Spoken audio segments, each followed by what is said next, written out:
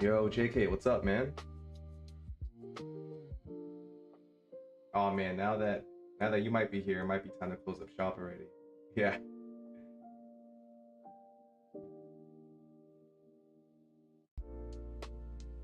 it's like, what's up, JK? All right, time to go.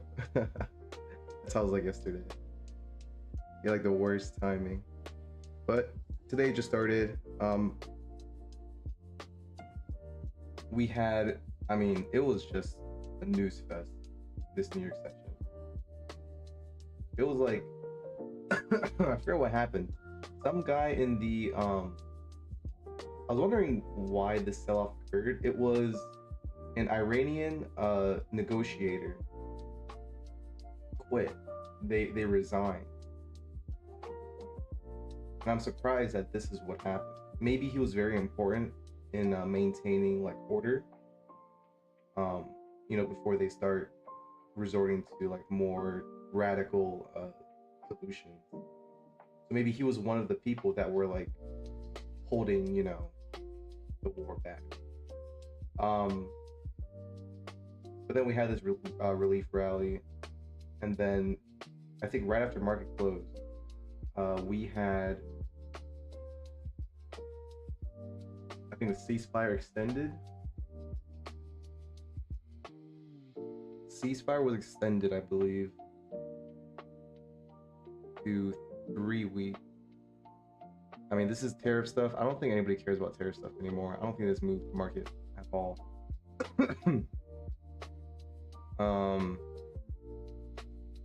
Oh, here it is. Trump says ceasefire between Israel and Lebanon will extend by 3 weeks. So this happened when the market was closed. So that explains why we jumped a little bit. I think we gapped up. How far did we gap up? About like 60 points. Who knows how long this one will last, right? Like, so far it's just been kind of a shit show.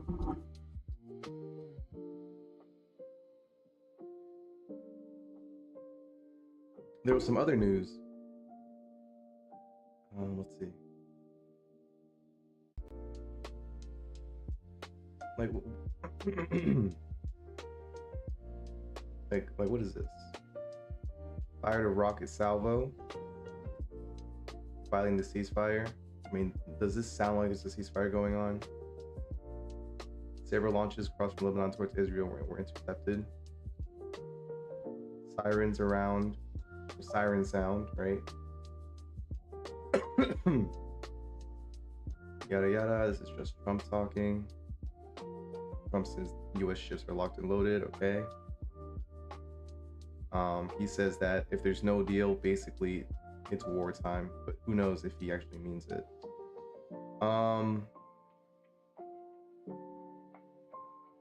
Where's the other, like, yes, like air defenses are active. This happened during the market too.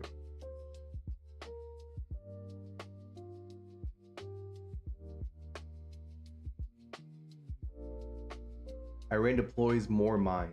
Like, why?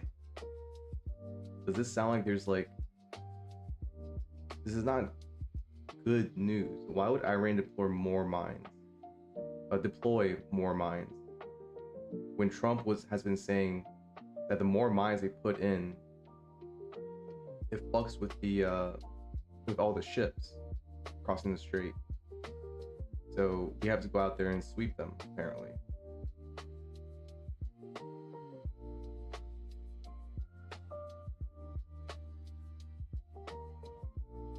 Like air defenses are engaging hostile targets. Something about meta.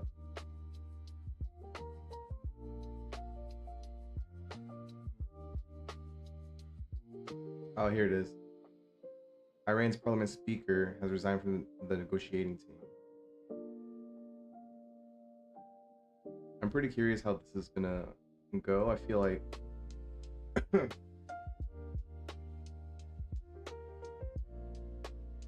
the market has priced it in, but who knows if we'll get some crazy sell-off. Like if negotiations fail, I feel like this was like a little bit like a little taste of what would happen if the negotiations fail, like for real. This was from one guy resigning.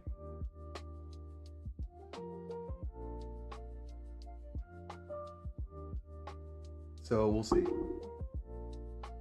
I thought I was able to request my Apex payouts today, but turns out I only have 4 days. So I have 5 trading days, but only 4 of them have reached the payout cap threshold, which is 250. So if I hit 250 today on the accounts, I'll be able to request a payout. I'll be able to request a payout with TPT today regardless. What's up, Dean Evans? What's up, Rishi?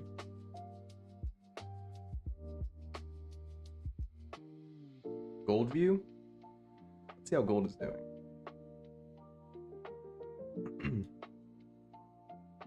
Gold's pulled back a little bit.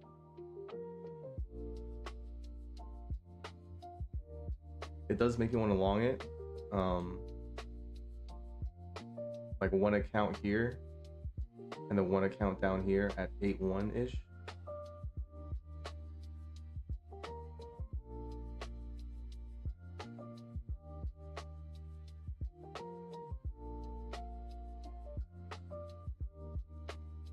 I think this account is ready for a payout. I think I need to hit another $1,000. I could take this gold long on this account. Well, let's see if I have any other accounts.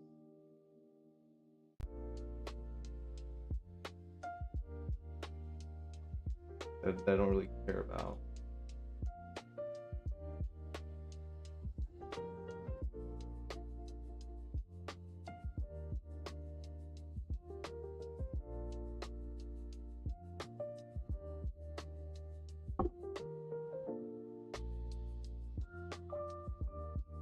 Let's start with like 1 micro. Because this is a pretty far dip to the next area where I want to buy, so.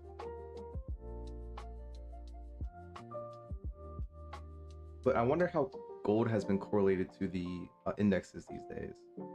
Like, has it been an inverse of them? Or has it just been doing its own thing?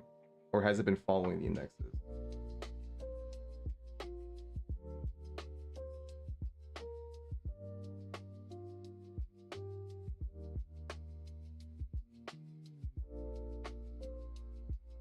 Yeah, kind of doing its own thing. I'll get 1 starter position here because this is 47.03 and then 46.80. I feel like this is a huge drop. You can't see any charts properly. What does this look like? Hold on, let me zoom in. Let me get this DOM.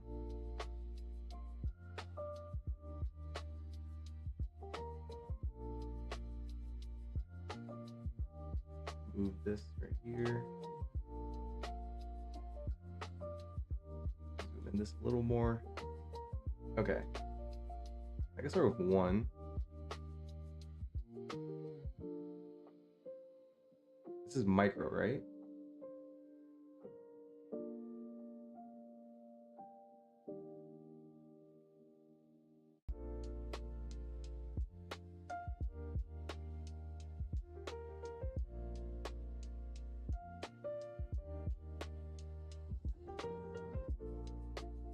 MGCM6.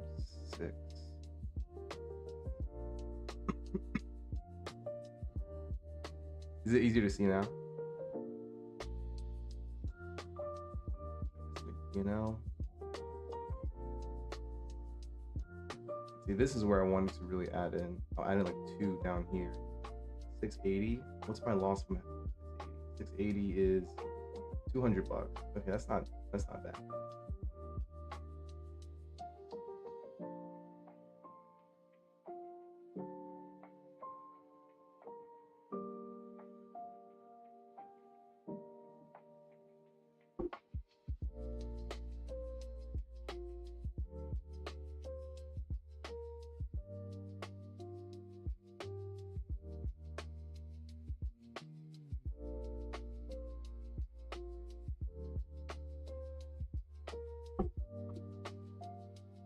We'll see how the China market open influences if it'll drop us to this 80 level. Usually there's a big spike in gold around 8 p.m. right now it's 7.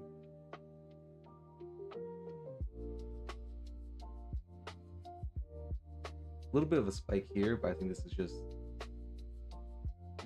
noise.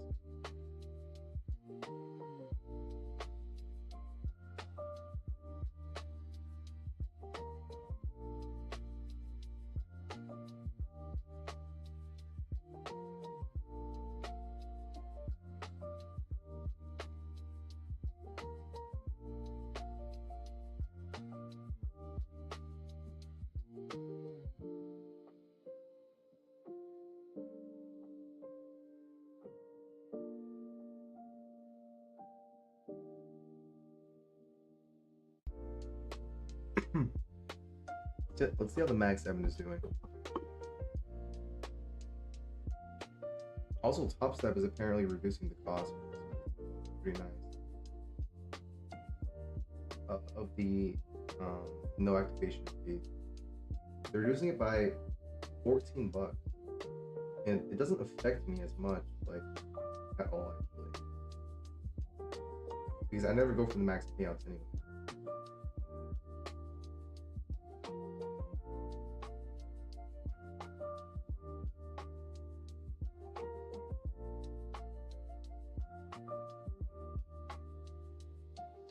Yeah, that's gonna be pretty nice.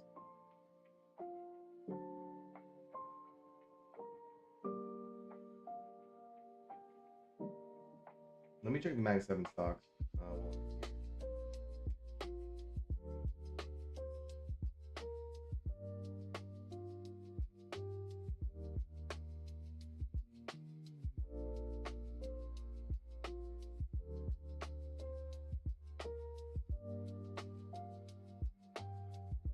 Damn, Tesla died today.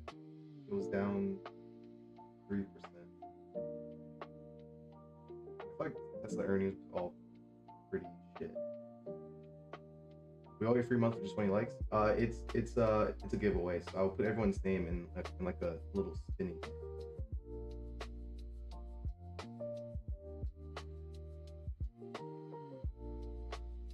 But there's also a free 7-day trial if you've never tried it. If you've never tried the premium.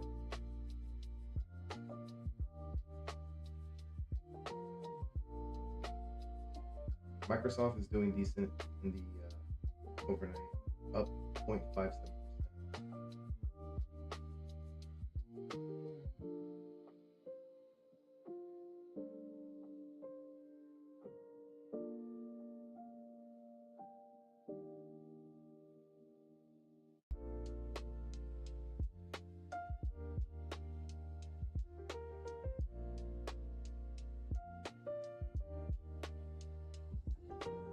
Microsoft dropped 4% today. What happened?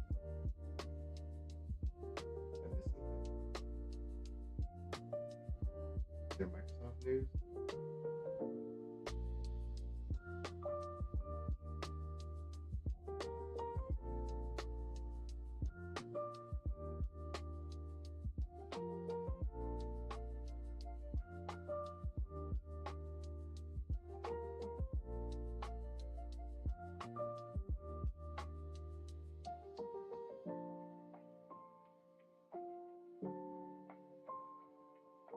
Let me leave some orders around here.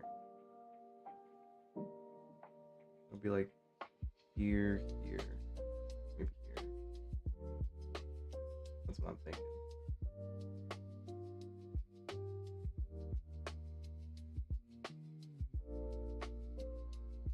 Oh, 1,400 unfunded today. Damn, nice, Dean.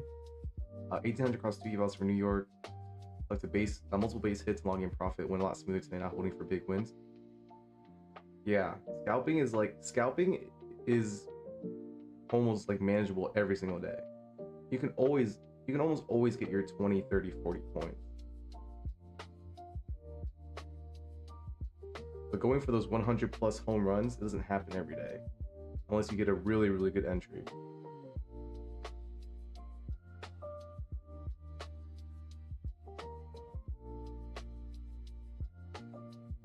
Did you take any of the XYZ lines, Dean? Those were like a 100% win rate today.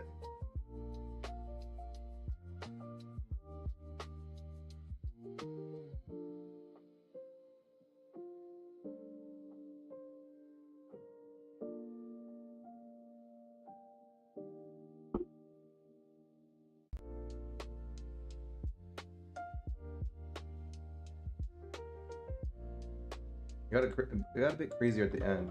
Oh. Got a bit crazier at the end, so I didn't really take it. Because I was worried about. I mean, a news event, I don't really like to take too many trades.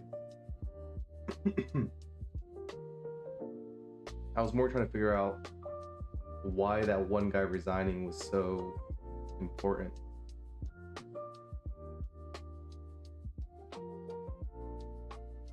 So it happened here. Or the XYZ lines reversals, how have you been using them?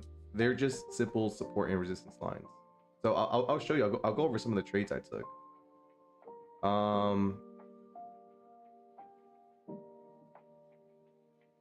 You don't DCA at each. All of these are separate lines.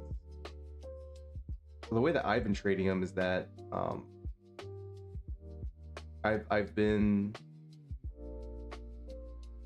basically been trading them like they're just support and resistance lines. You can call them reversal lines, but it's just a place where price tends to take a little breather.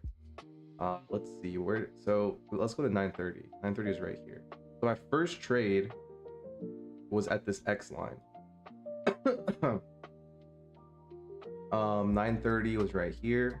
My first trade was this proxied on NASDAQ. So at 9:45-ish, I took a short on NASDAQ, which was right here.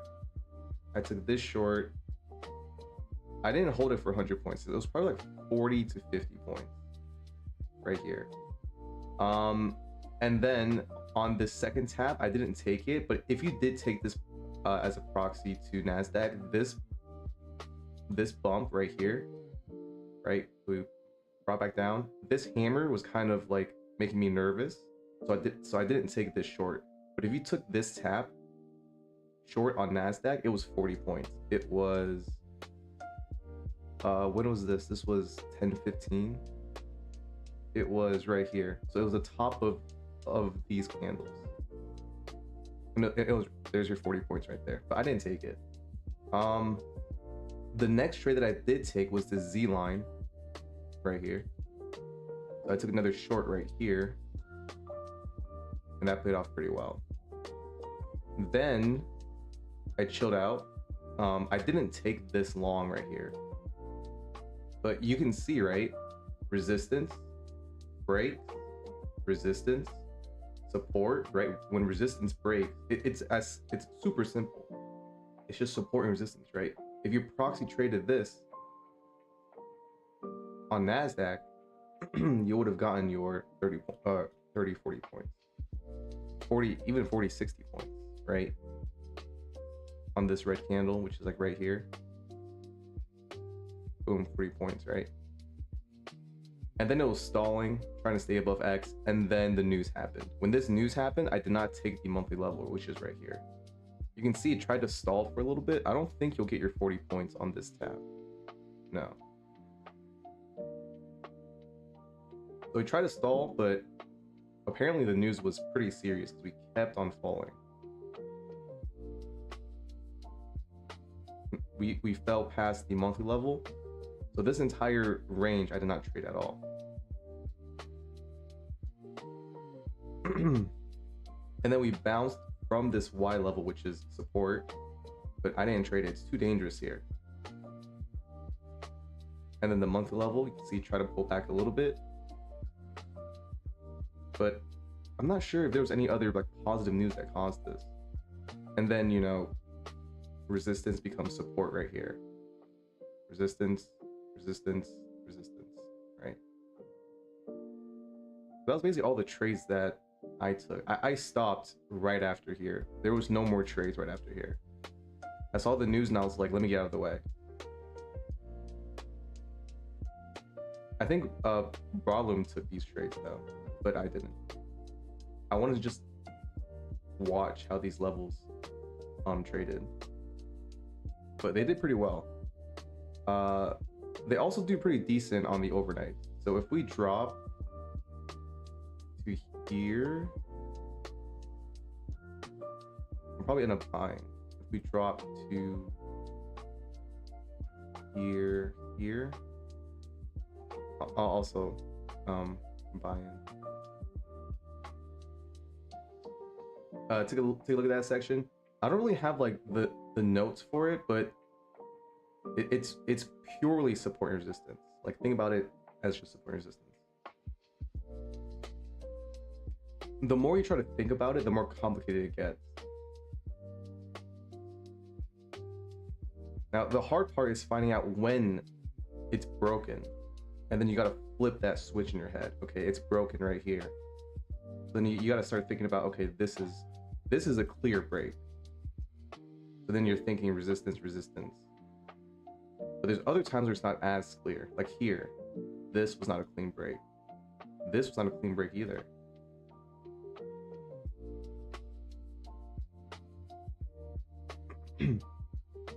I think it's like 20 to 30 minutes below the line, and I would say probably holding 50 plus points below the line. How many points is this? 80? Yeah, like 50 to 80 points down here. That's when I'll start switching gears. And this area, 50 to 80 points, probably closer to 80 to 100. That's when I'll say, okay, this line has now switched from support to resistance. But that's just how I personally use it.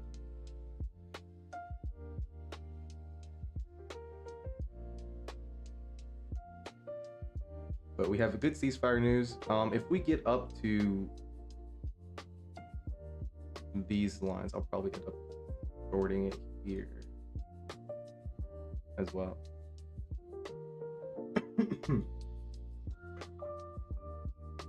Oh, nice. My gold trade is playing out well. I'm gonna hold on to it and see what happens. I mean, it's 1 micro, so if it gets to like 150 or like $200, I'll probably take profit. Like, how much is this? 720. The high of day would be 167, 166.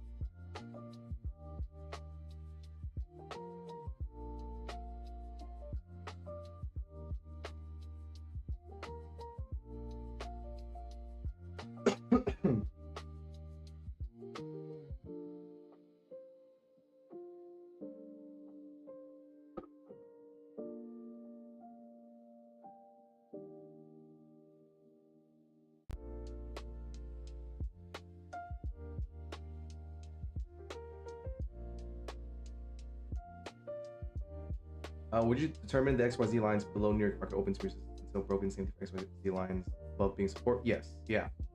So in New York Open, you know, I usually give out the levels around 934, 935-ish.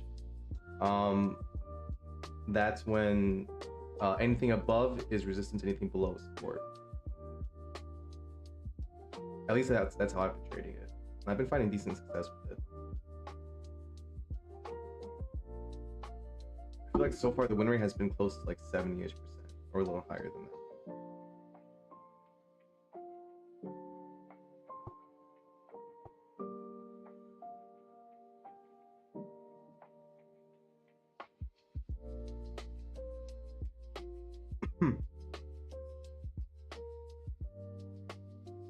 In a short, off that pop-out NQ, I don't think we go much higher overnight, but I've been humble before. I mean, we'll see. It's kind of climbing up there. I mean, we have good ceasefire news apparently, so.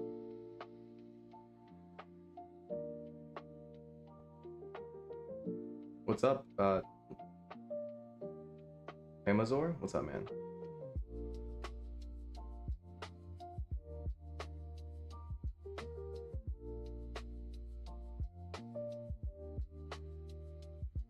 So in the overnight model for ES and SPY at 7, which is right here, it's slightly bullish. So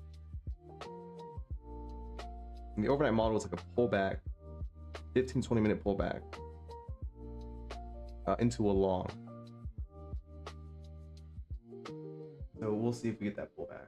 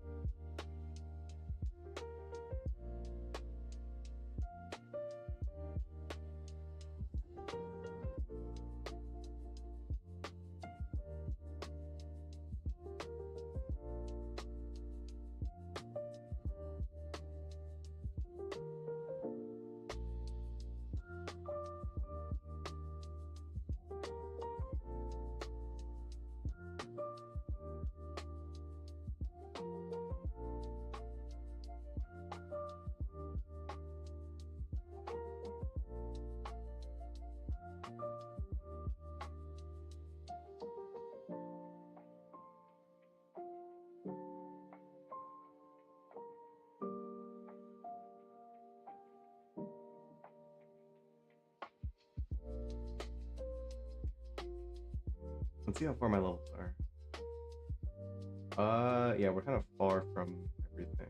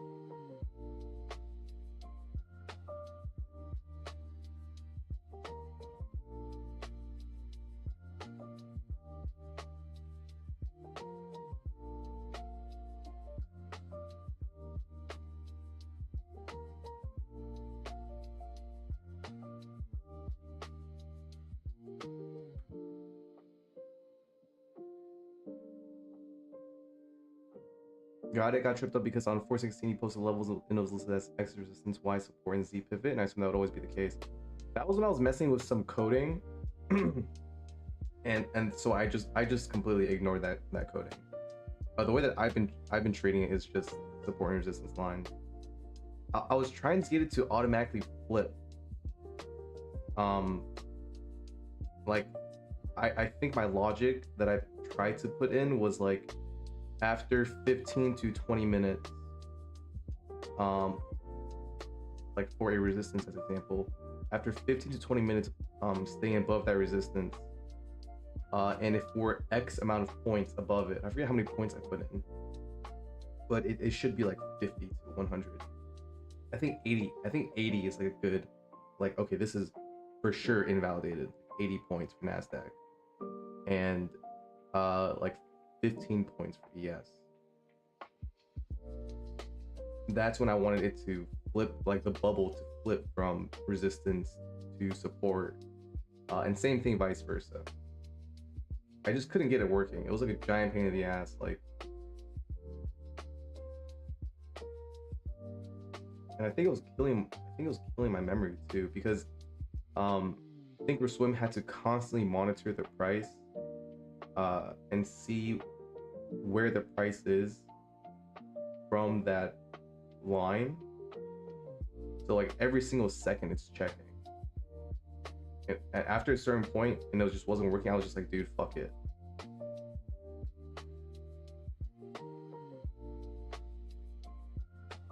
So now I just have it as just XYZ, XYZ, just leave it there. And then it's just up to me and my brain, like, okay, now this is support and resistance. When it flips, it should be obvious to the trader. And I think if it breaks by 80 points NASDAQ, it's obvious that the line broke. You know, it varies by strategy. I probably need to backtest this more of my strategy, but do you leave runners? How do you manage them? If so, do you move to break even after hitting the target? You could move them to break even if you want to just like be hands-free with it. The way that I do it, if I want to do a runner, is that I enter. I'll give you an example. So on this Y tap, right, you can see we flew up almost 300 points, right? So the way that I do it is that on this line tap, I would have 2 accounts and I would buy like one at the tap and one like slightly below it, or both at the tap. But it's better if you space them apart. And then I will take one of them, either the bottom one or the top one, depending on how it, honestly, how I feel. And it depends on the price action. I would cut one at 40 to 60 points. Usually 40 points is good enough for me. Especially if I'm trading 1 mini, usually 40 points, I'm not gonna complain. So I'll cut the first quote unquote scalper here. And then the runner, I just leave. And the runner, I'll try to keep 100 points. Or I'll try to hit 100 points. Depending on the price action, I could go for higher. Like if I saw this gigantic candle rip, I'd probably just leave it in and set it to break even. There's some events like this where you want to just set it and forget it. And it's something like this huge rip with huge volume, right? And usually when it's like a huge candle like this, as long as we don't break below it by 50%, which is like right about here, right?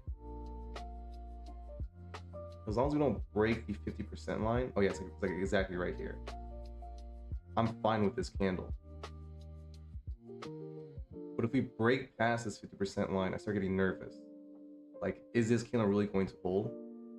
You know, and in this case, it didn't. But honestly, I probably wouldn't have held longer than this X line, because this X line is supposed to be resistance now.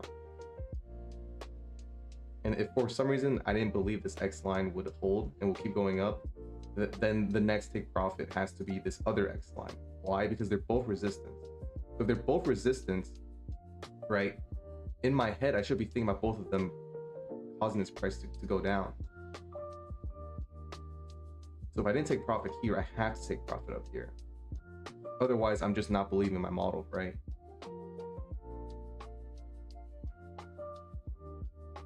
So that's how I would play it. Hit these lines, too many lines.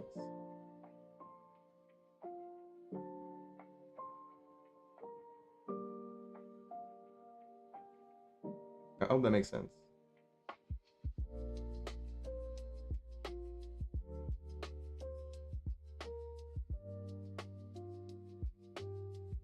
Yeah, take this live stream as like a Q&A session, right? If you have any questions about the premium or any questions about why I took some of these trades or how I go about taking some of these trades, just let me know and I'll answer. Because it's a lot easier for me to show you guys rather than just typing into the chat.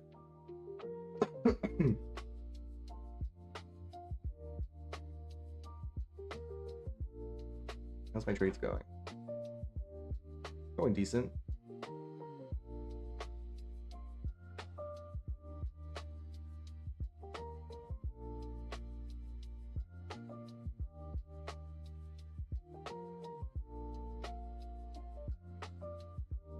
I'm gonna go see if my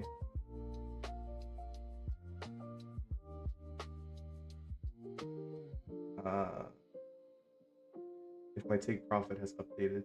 That way I can pay out. Those V-shaped recoveries have been gnarly lately on NQ. Yeah, no, for sure.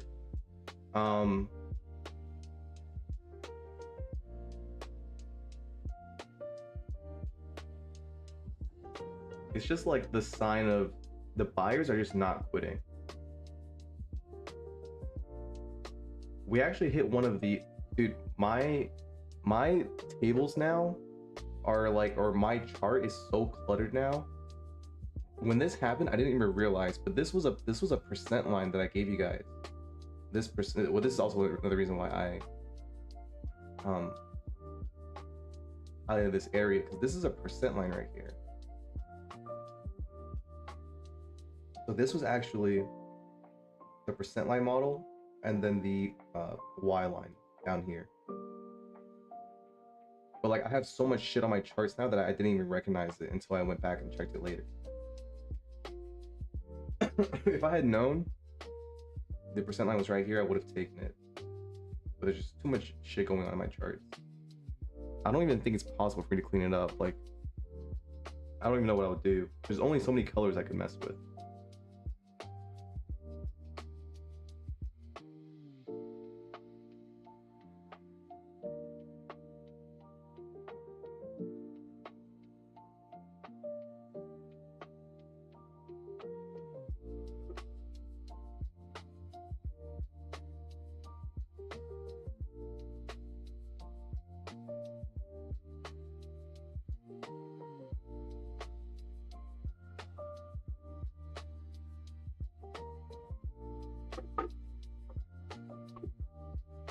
Hasn't updated yet.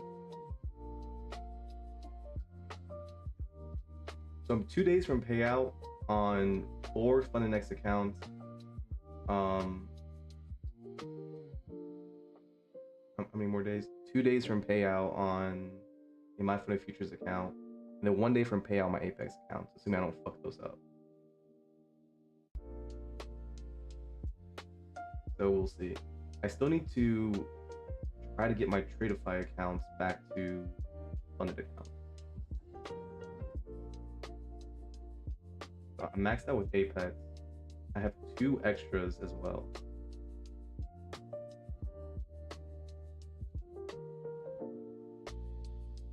What's up, Mr. Dav?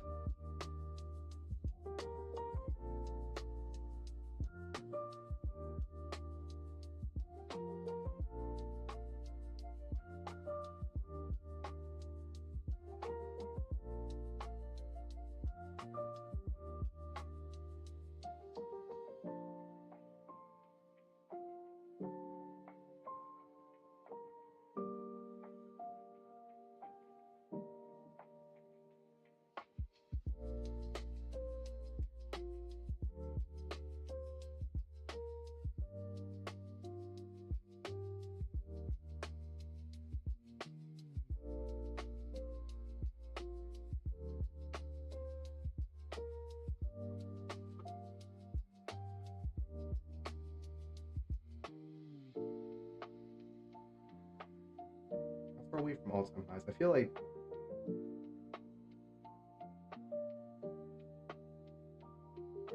we're just gonna keep going higher and higher until some like nasty news comes.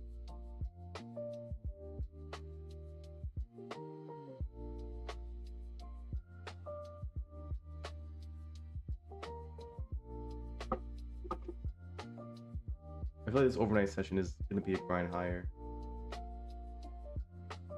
Gap up into,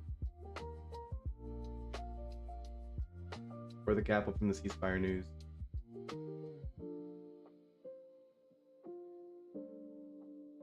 I think this weekend something will happen.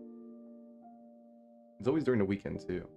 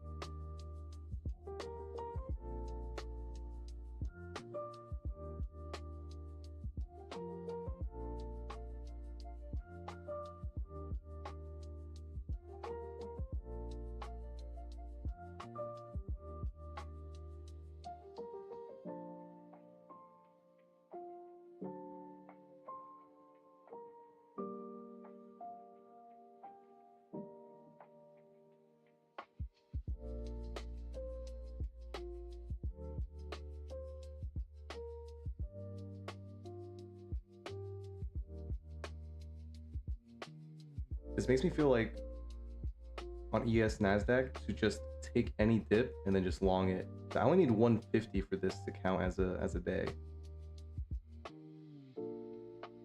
280k year-to-date profit. Yeah. Currently, I'm at 281, I think. I'm at 282. I'm just too lazy to update it. But this is all my payouts for this year. You scroll up.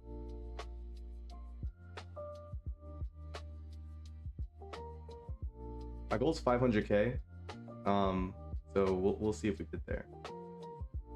Originally it was 300k. That's like my chill goal. But 500 is like the actual goal.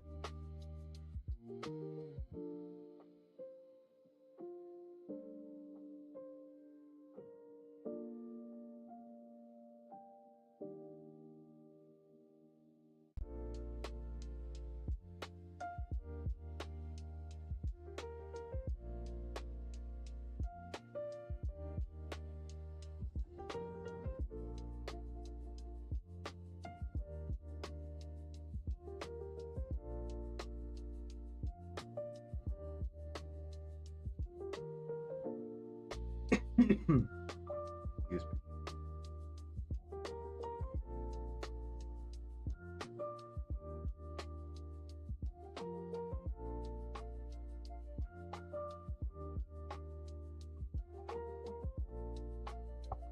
Dude, I just want this news-driven market to just be over already. It's like good news, then bad news, then good news, then bad news. I miss it when the market was just the market.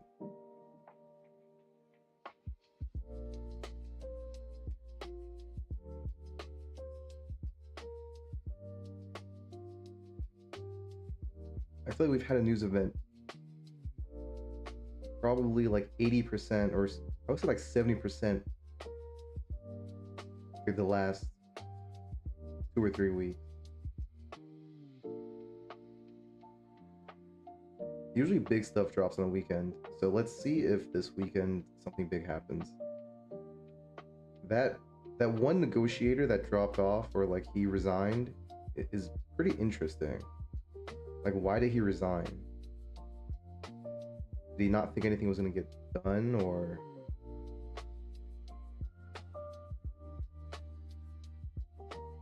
It kind of reminded me of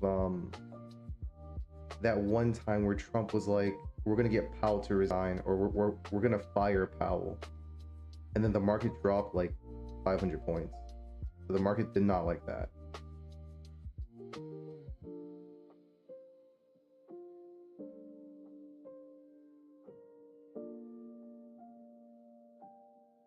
I feel like as a negotiator, you would resign when it's like really, really bad.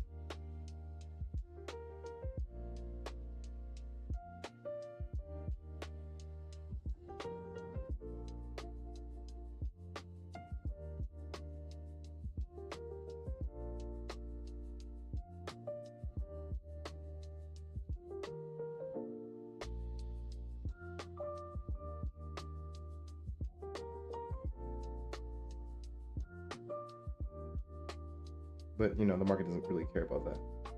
I mean, cared for a little bit, and then we pumped back up without even the ceasefire news dropping.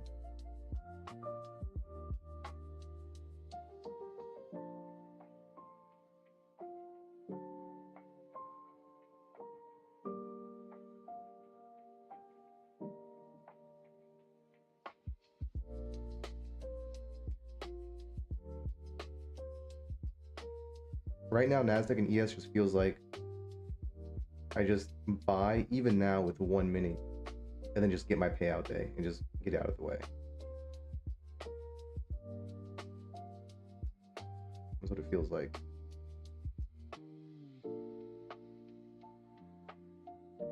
Especially Nasdaq. Nasdaq is a lot stronger than ES right now. I'm watching out on the side. Like, we're pushing highs, but like I feel like I can still just buy right now and get my, what, like think I need like $150 for my Fund Futures for the payout day, and then for my Fund Next accounts, I need $100. To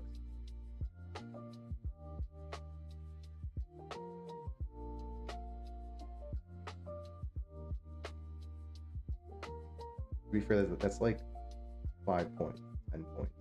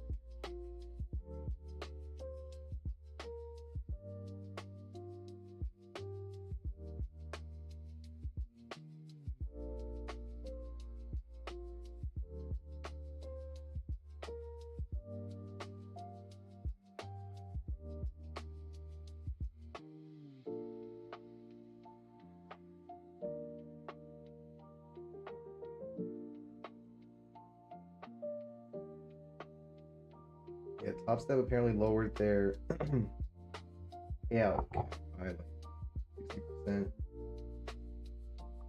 I already knew it was coming too. I knew that like we're not in the golden age of props anymore. It's just gonna get more expensive. It's either gonna get more expensive or the account's gonna get worse. And that's just an example of accounts getting worse. There's been no firm where the accounts have actively gotten better.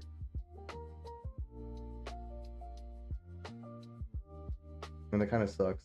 I've only been here for about a year.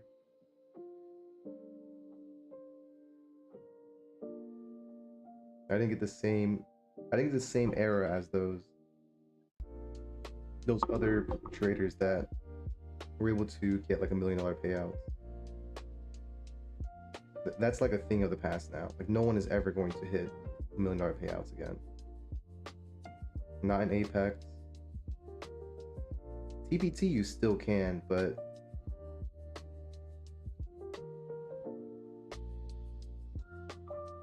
it's almost impossible with 5 accounts.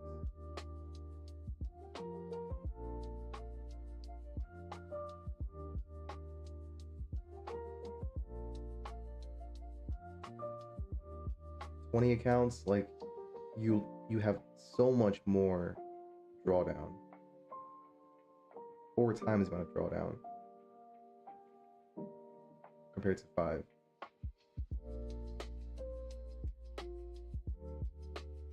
Five accounts, each account would have to make what, like 200k plus.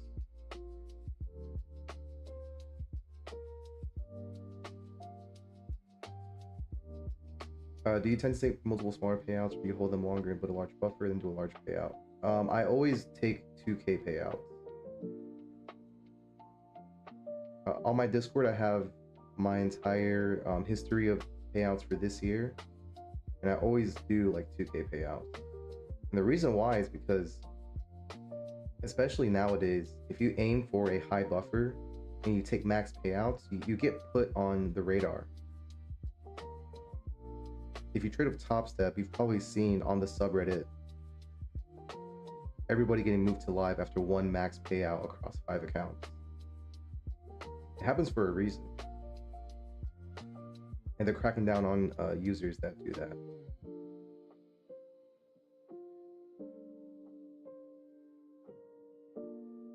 Yeah, so with 2k per account or 2k per payout, no one really notices.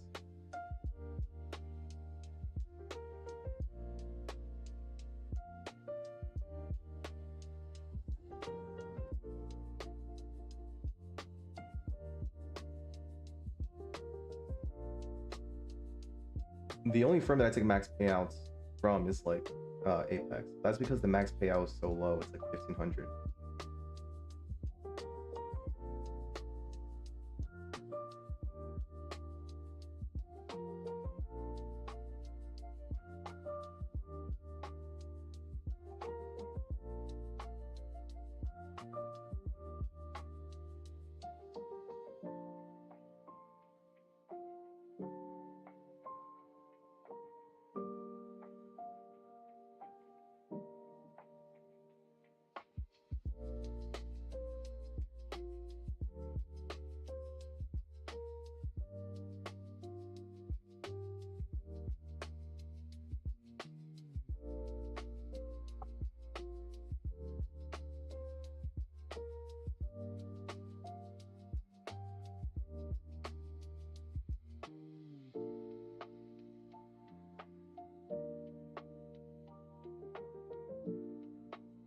Yeah, this just feels like, at least for NASDAQ and ES, you can literally buy anywhere, walk away, come back 30 minutes, and then just take profit.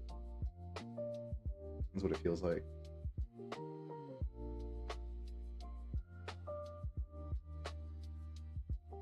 That's why, like, for a payout day or whatever, I was even fine taking a trade at this high. Like right here. Completely fine with it. I feel like this momentum's gonna carry us pretty far.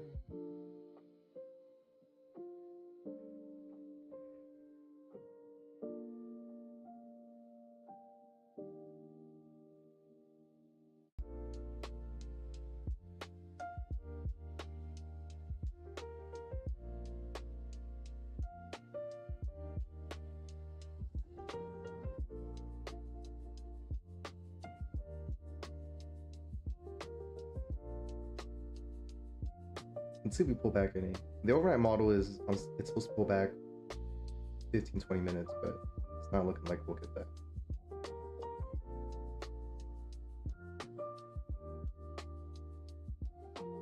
Where are you from? How long have you been trading? I'm from the US. I'm in Florida. I've been trading, like, seriously, probably around like a year. Like I used to do like stocks and options when I was in like high school. That was like, what, like 9 years ago, 8 years ago. But that was like nothing serious. It was just me pressing random buttons.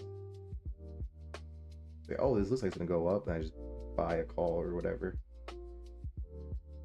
But I've been trading props like for a little over a year now. And what sucks is that last year I wasn't as experienced as I was this year. I didn't know all the tips and tricks that I know now. And I didn't have the funding. So that's just kind of how prop firms are. It takes a while to scale up. And scaling up is the most important thing about prop firms. When you can reinvest your payouts and scale up to 30 plus accounts, and if you spread out your risk, it's very, very hard to, it makes it a lot harder to blow everything up unless you're copy trading. But I personally don't copy trade. I think copy trading is a scam. I have a whole PDF on my Discord where I give an example of why copy trading sucks.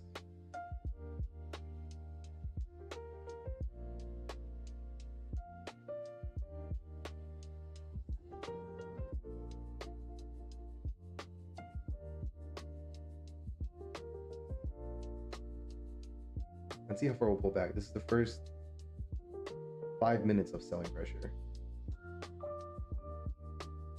Decent volume on it too, but it needs continuation. It can't just be one candle. With one high volume selling candle, I don't really care for it.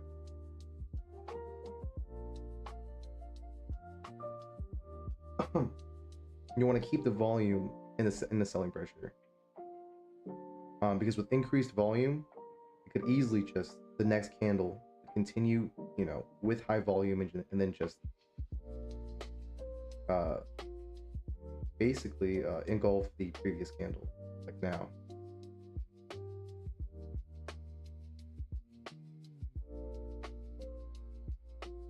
Trade all your accounts separately? Yeah, I trade them in batches of 2 or 3, depending on how many funded accounts I have.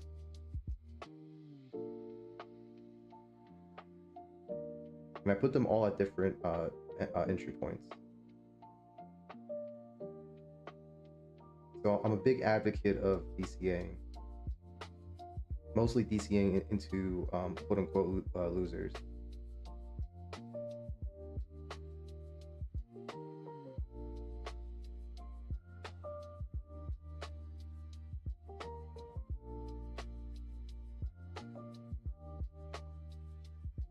Yeah, this is exactly why that one 5-minute candle, like, it meant nothing. Even with the increased volume, it means nothing.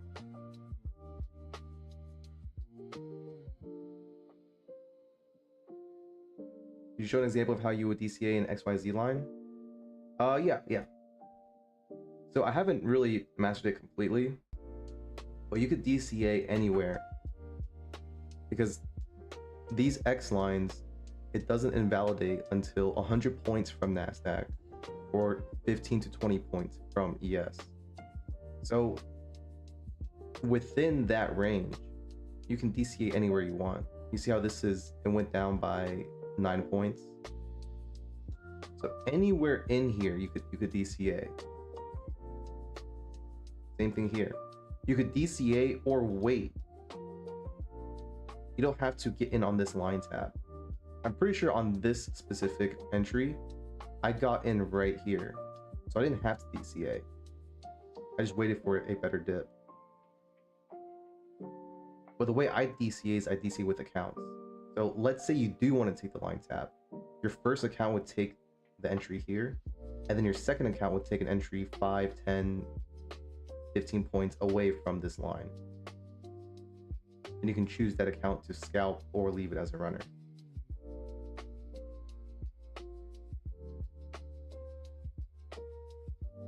There is no 100% correct way to DCA. There's actually no 100% correct way to trade. So that's just an example of how you go about it. Same thing with NASDAQ, right? On this dip here, is this 100 points? This was the news event. So you shouldn't have traded this regardless. Let's say on this Y tap, you could take this tap here, 20 points down, 40 points down, 50 points down, anywhere. And it's up to you how many accounts do you want to trade this one setup.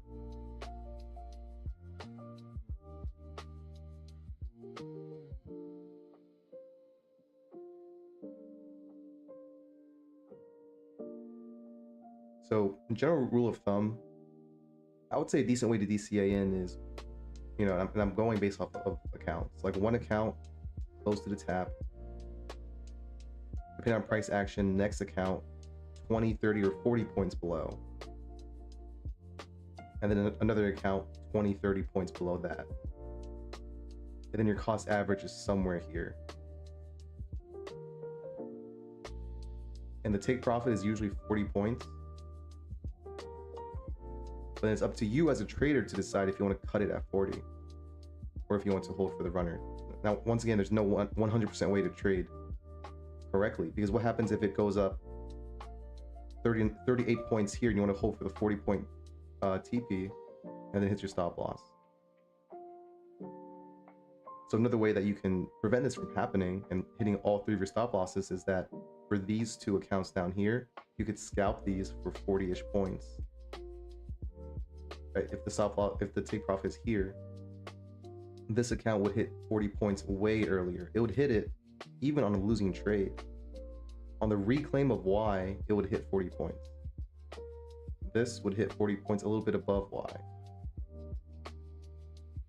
That way, in the case that it does not hit exactly 40 points and it goes down and it hits your stop loss, you'll have 2 accounts that already hit profit.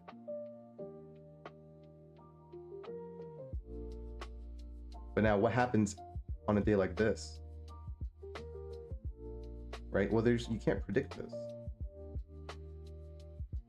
Right? So this is the safer play. And then if you can see the future, you obviously hold all of them for this run up. Right? But no one can see the future.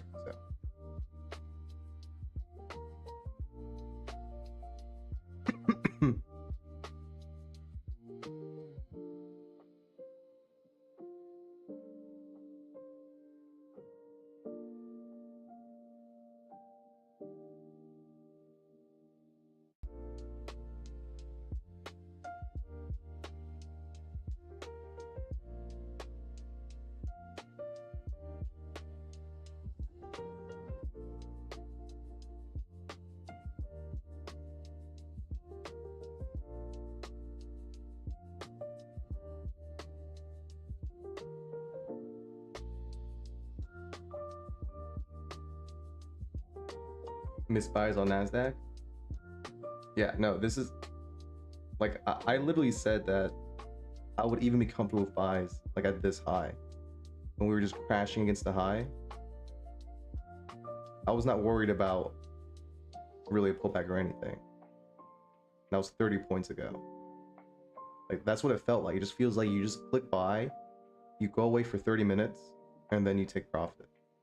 Or 20 minutes or however long you're gonna be away for. What determines a good setup for you? When would you stay away from a line tap? What gives you the most confidence in line tap and what a level will hold? A good setup for me is if we're a decent distance away from a line tap and there's no news, right? So the reason why I didn't take, oh God, there's so many drawings.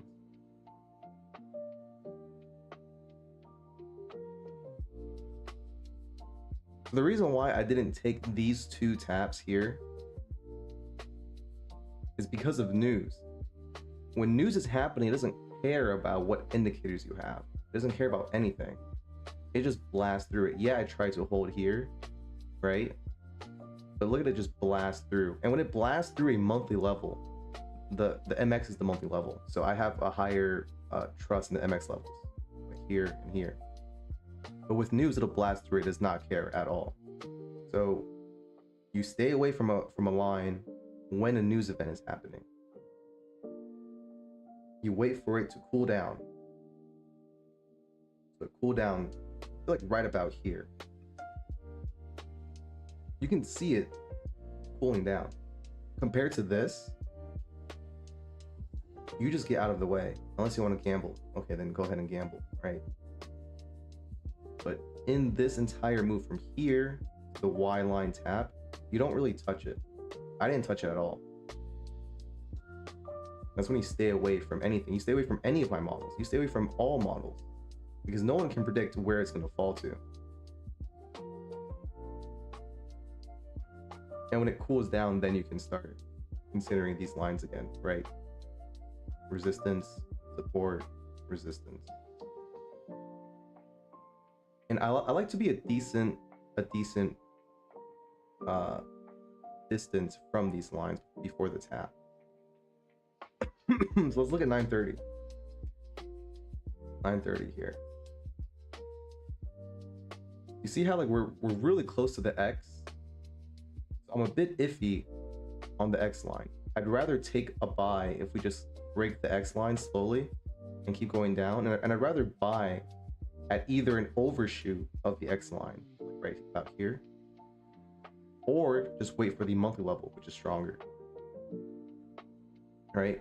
Let's see, where's 930? 930 is right here. You see, Z is pretty far away.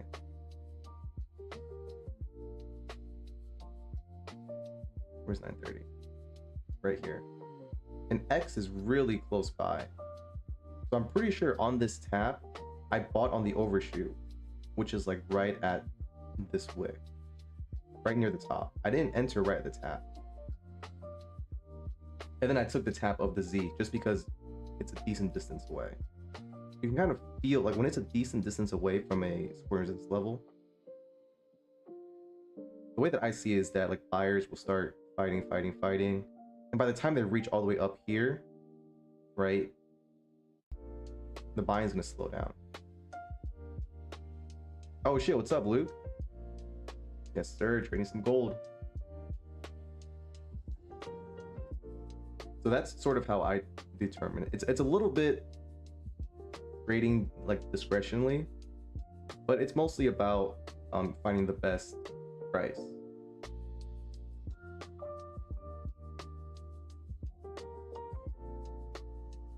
And especially because 9:30 when it opens, the volume is extreme. So I'm not surprised if at 9:30 we just blast up right up here and hit the Z. Right? I've seen some opening 9:30 candles that would go up on NASDAQ like hundreds of, like 100 points. So if we're too close by, I take it with like a grain of salt. Those high volume events, like news events, makes these support and resistance levels kind of less important. It makes almost all levels less important.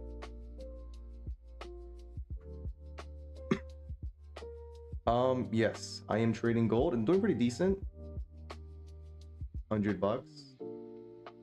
I wanted to buy more down here. So I'm only in with 1 micro. So basically nothing. I kind of just took this just to have something on screen.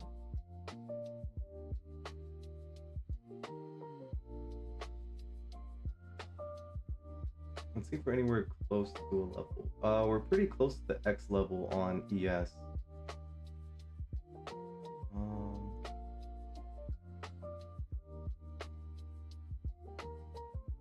Nowhere near anything on NQ.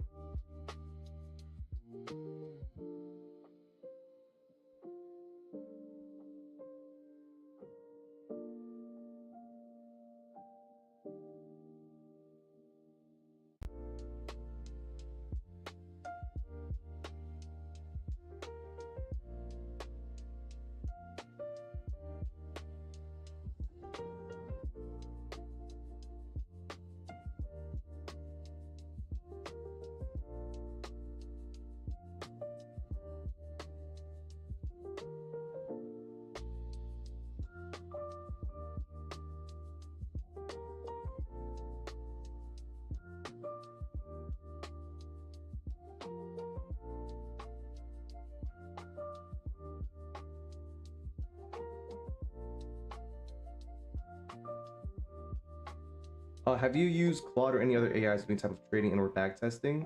Yes. My percent line levels that I use Claude to back test it. Something like the XYZ lines are kind of hard to back test because it takes trading discretion. Where something like Claude would just, it'll see a candle like this and it'll be like, oh, I'm supposed to buy here, oh, I'm supposed to buy here, I'm supposed to buy here. Versus a real trader would see something like this, right? They'll see the news event and then they'll back off and they'll wait for it to cool down. And then it's also hard, like how many times do you enter this trade? Like 40 point scalp, right? How much is this? Yeah. So 40 point scalp, this was like a 40 points, like this was like 5 40 point scalps. But how many times do you enter this trade in this time frame? After you hit it, take profit, do you enter again and again and again and again and again? It's very hard. But for my percent line model, it's like a tiny bit easier because they are very extreme. They're all the way up here and down here. One of them was actually tapped on this New York session, but I have way too much shit on my screen that I didn't even notice it until like market closed. So this one was a bit easier to test, but I still had to add in like news filtering. But news filtering is a bit weird because what is news filtering? Like, is there a point that you should be looking out for? Okay, but how many points in how many minutes? Okay, but what about FOMC meetings? What about this? What about that?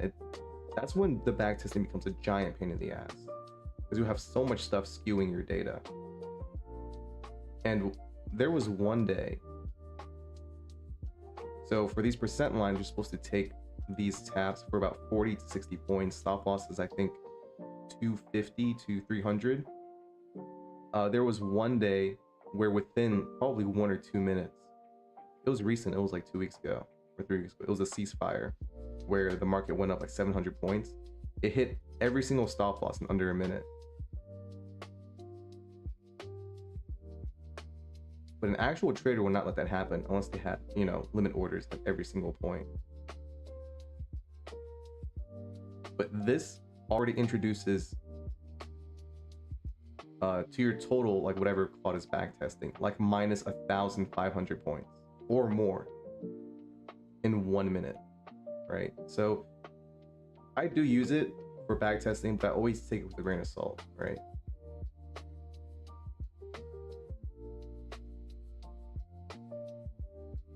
This XYZ line is not really capable of backtesting. So I'm forward testing, and then I'm keeping all the information. That way, I have a CSV file for it, but I also have it on my Thinkorswim. So when I do want to backtest and go look through it, I want to build this up to like maybe like 90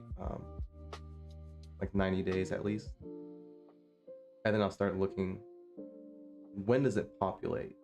How many times do we break through this? How strong is the multi-level really? How many days on average, like out of how many days do we hit the multi-level? How many days do we stay above the multi-level? How many days do we stay below the multi-level? If we open below the multi-levels, like an X or a Y level, right? What are the odds that we break above it?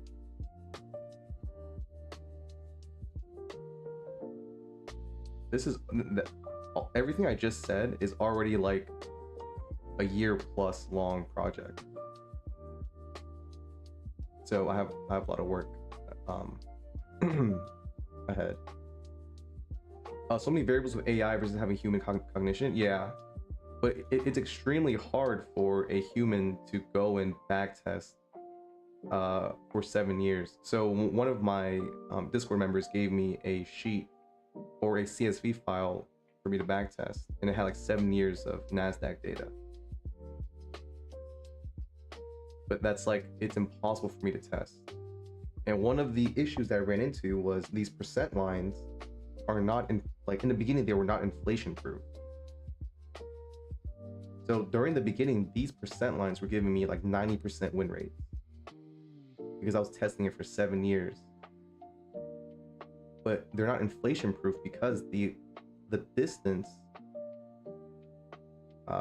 was set in specific points. So I had to tackle that problem and reduce it to 2%. So that way, theoretically, I can take what I have now, and it should be decent enough to backtest in any market, inflation or not, right? Because 7 years ago, we were at like what, 19,000 NQ or like 10,000 NQ. I don't even know how low we were. Versus now we're at 27,000. Right, different by a huge margin.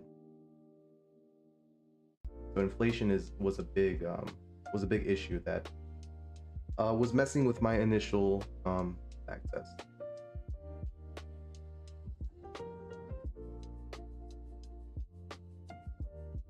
But now it should be inflation adjusted according to Claude and how I have it set up. Right? I'm not using a base point system anymore.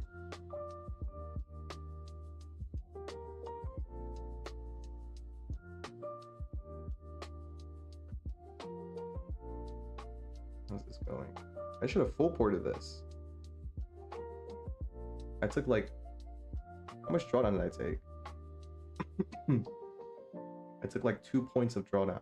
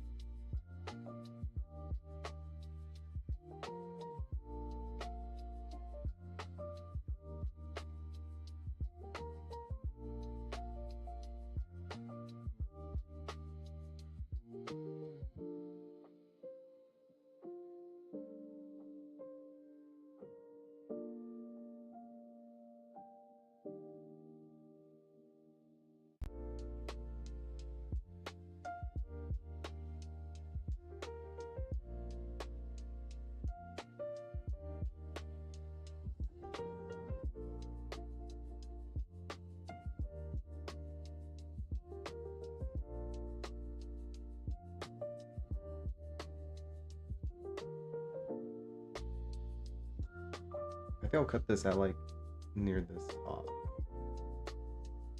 Honestly, if I had a bigger position of at least like 3 micros, I probably would have cut it already.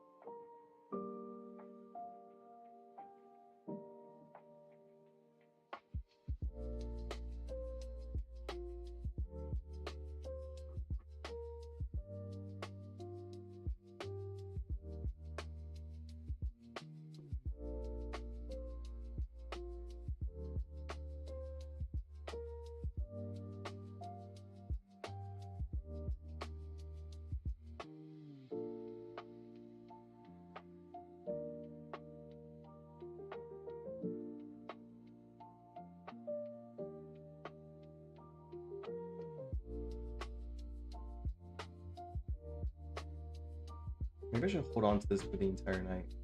Maybe I can catch like a move like this. This account is eligible for a payout at I think my max day was 2290, so 4600 is when this is eligible for a payout, which is pretty far. I'll probably take it. I'll probably use this on a trade tomorrow. Did you make a custom indicator with Claude combined with access data? Yes. Is it possible to have it consider news into the data to filter noise anomalies?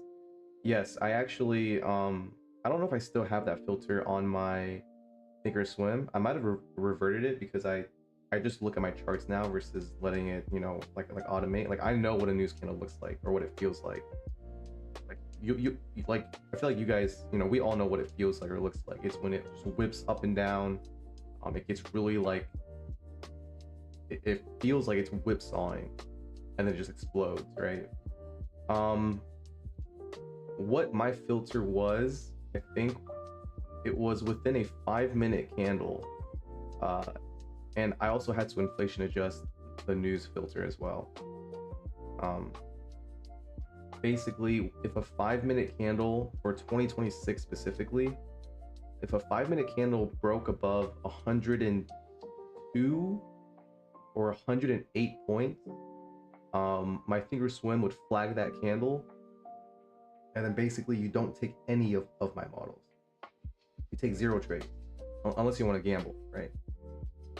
So that's what I had for the you know, news filtering. And I think it was messing with something, like I don't know, maybe it was making my Thinkorswim slow or something. I have like, my memory usage is like really high, so. So I ended up just cutting it. Right now what I'm working on is automating my XYZ lines to post it on Discord every day. But it's been kind of a nightmare. The bot has just been like breaking.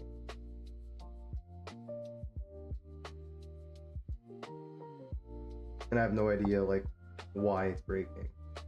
I also tried to deploy it online, so I have it running. I have my Discord bot running 24/7, and also the data analysis or like the pulling of whatever data I need also running 24/7. And that didn't work out. I don't even like. I've done programming before, but it was so weird. It was like there was like a cache issue or something. Like, so this one platform I was using to deploy my services was something called Railway, right?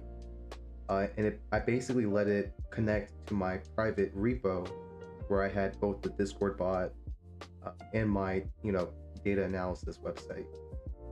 So on every commit, it should read the new commit and then pull the, you know, whatever is new. But for some reason, it was stuck in the past. There was a CSV file that I went into Railway and I deleted it using, you know, the command line. So I deleted it and I made sure it was not there. It did not exist. And then when I ran the actual code, or when I you know, deployed the service, it would say it does exist. And then I'm stumped, and then Claude is stumped. We're both stumped. We're like, this doesn't exist. And I was like, I know it doesn't exist. So what the hell's going on? We couldn't figure it out. So now I have both of them running locally in my system. I just have to keep my computer on basically almost 24/7, which it's not like a big deal. It's not the most memory intensive, you know, project. So I don't mind leaving my computer on.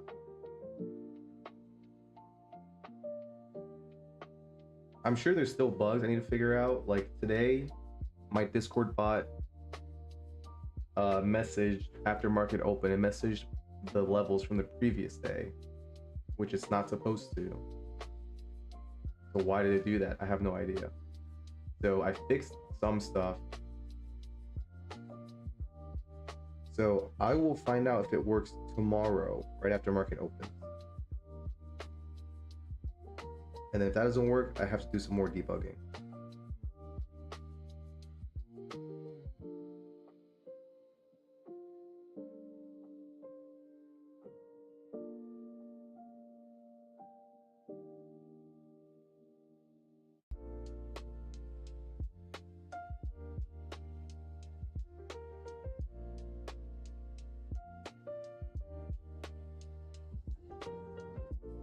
Man, I just want to click buy on the rest of my funded accounts with one mini and just shoot for 10 points, because that's when all of them will hit the payout day, and then just call it a day. Oh, that's really interesting. I appreciate the explanation. Yeah, I've tried like a lot of different stuff, whatever my tiny brain can, you know, comprehend. How many accounts do you have or do you trade with? I currently have about 26, 27, somewhere around like 25-ish. I was in eval jail for a little while. What firms do you use? I use Apex, My Fun and Futures, which is right here. I use Lucid, but my live account died, so I'm in cooldown. I use Tradeify, Top Step, Take Profit, and Funded Next. I personally recommend Lucid.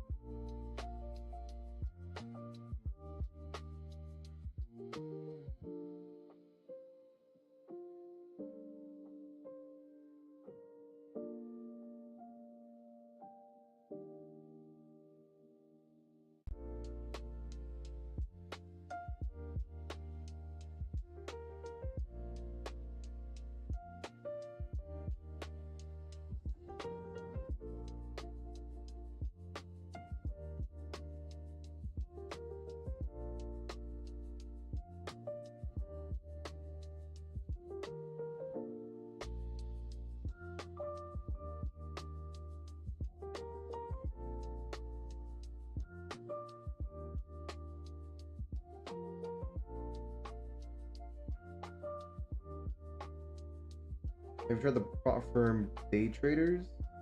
I have not heard of them. If I haven't heard of a firm or that they're not like a big firm, I personally don't trade them, just because I don't really trust them. What's your strategy? I have a couple models that I trade. I trade something called percent lines, and I trade something called XYZ levels. It's basically just data analysis that I've done on NASDAQ.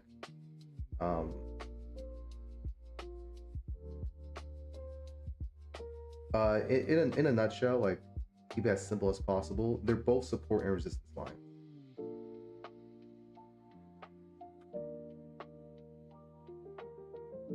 So like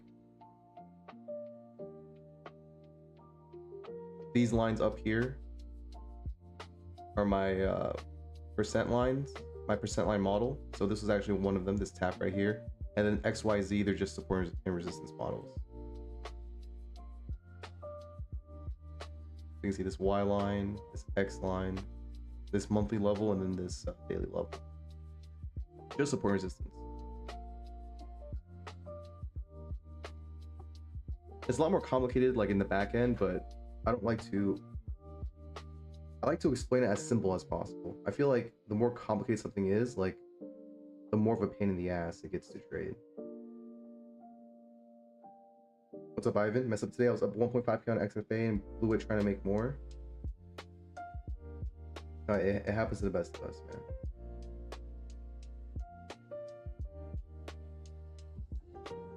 And that's one of the reasons why I like having a lot of accounts, because if you make a lot on one account and you want to keep trading, you just rotate it. You just rotate it out, right? You keep that one account green, and then you trade on another account. And then if that other account takes another win, you know, that's perfect. That's amazing, right? It's closer to a payout. Now you have two accounts closer to a payout, and then you rotate to another account. And then if that account loses, well, you still have two accounts that are green for the day.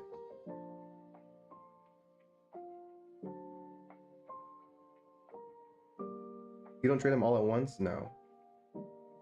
Copy trading is one of the worst ways to go about in prop firms, in my opinion. I have a whole PDF document about it. When you copy trade, you're not using all your available capital. You're using the drawdown of one account. So if one account goes down minus 2k, all your accounts blow up, right? Versus if you split up, you know, let's say you had 10 accounts, right? If you had 10 accounts and you copy trade them, 50k accounts, 2k buffer, right? One account loses 2k, all your accounts lose 2k. They all blow up. If you spread your entries out across your 10 accounts, you can survive and utilize more than 2k of your buffer.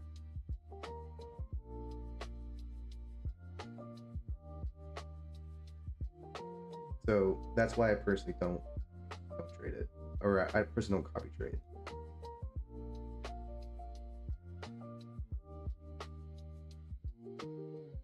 Are you trade them all separately if you have like 7 to 8 firms? I have one browser window open for every single firm. How do you know when to stop at a loss? Is it like 1 to 2 losses, or when you stop or set a price action? That depends on the type of trader you are and your max loss and your risk management for the day. You know, like what's your risk management? When do you walk away? My risk management is all on my bank account. I could lose all my accounts and I would not care.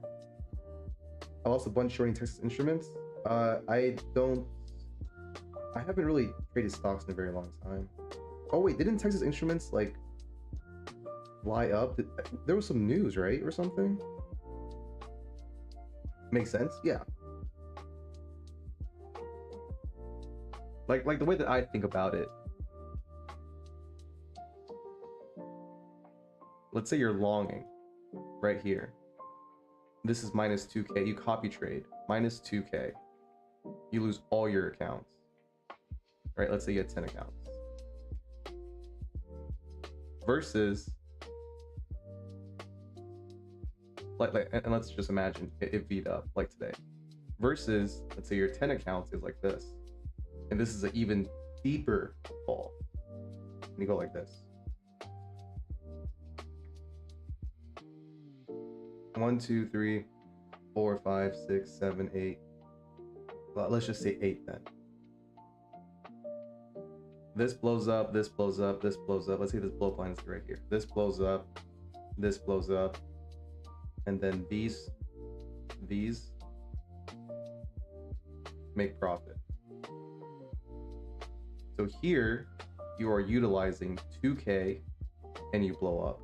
Here you are utilizing X amount. This is greater than 2k. And then you blow up. So you're utilizing more of your drawdown when you set up a trade like this.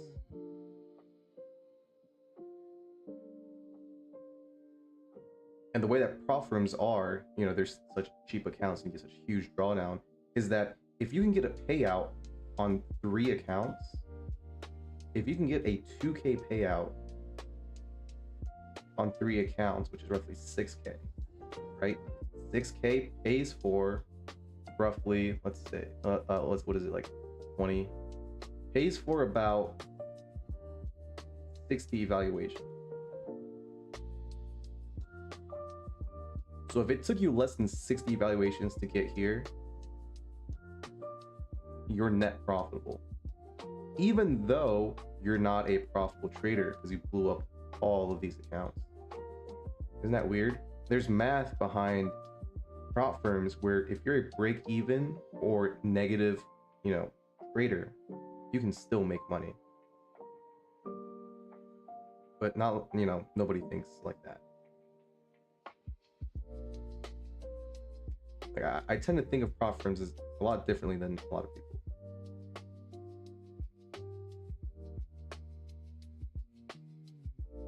So all my models are based off of, you know, extracting as much as I can from prop firms. I play the ROI game basically.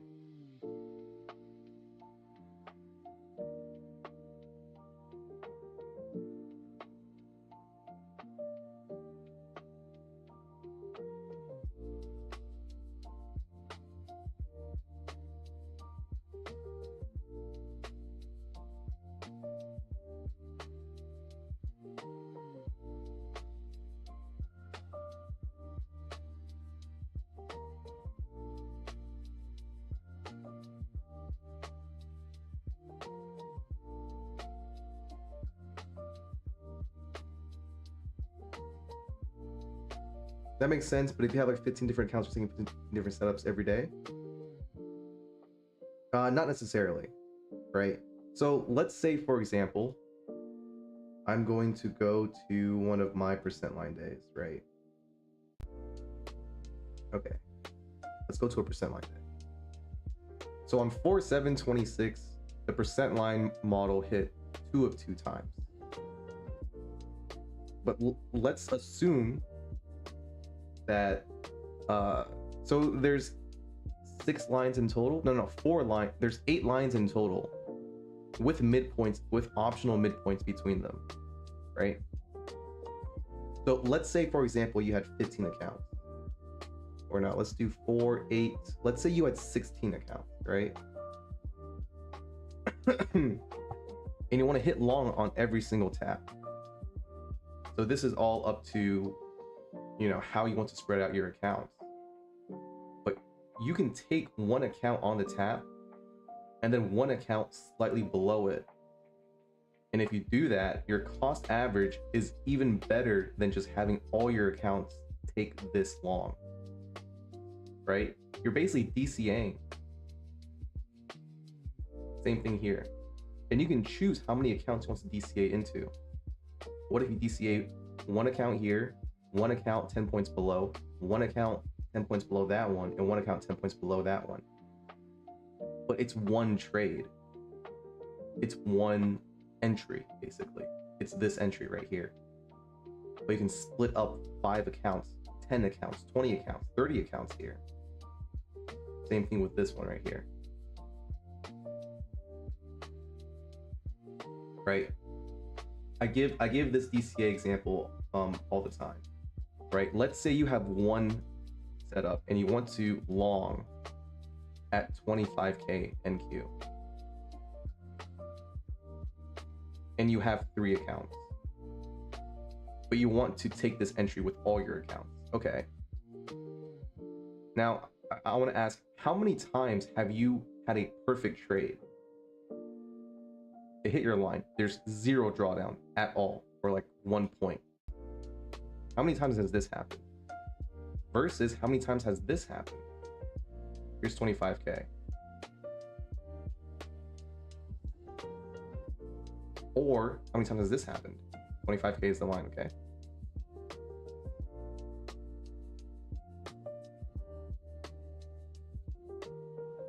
How many times were we able to get a perfect entry? So what DCA does, right, is that it accounts for all three of these scenarios. Okay? So let's say you want to enter 25K with 3 accounts. What you'll do, this is 25K. I'm not gonna tell you guys how to trade, but this is just like a DCA lesson, right? You'll have 1 long slightly above it, 1 long at the line, and 1 long below it. And you can even mess around with the contract size. 5 micros, 1 mini, 1.5 mini. Now you're in with 3 accounts and you wanted to long at 25K. Well, if you want to long at 25K, if you set your positions up like this, your cost average is below 25K. Shouldn't you be happy about that? Right? Your cost average is even better than what you were looking for. Now your cost average, 5, 1, 1.5, it's somewhere down here. So you have a cost average of 1.5, 2, 3 minis around somewhere slightly below 25K. Now this accounts for this. It accounts for this. And it accounts for this. Right, and there's no 100% way, there's no 100% correct way of doing it, because what happens if it does like this? Well, you only get 5 micros, right? What happens if you did call it perfectly and it hit 25K and then it shot up? Well, then you called a perfect trade. How many times does that happen? Versus slight overshoot, rally back up, you'll actually make more on that overshoot. And the way that NASDAQ is very like whippy. So it tends to overshoot, right?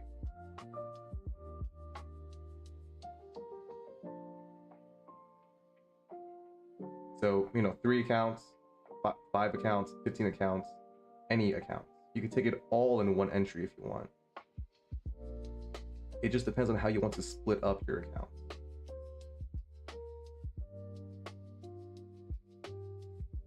All right, that was the DCA lesson for today.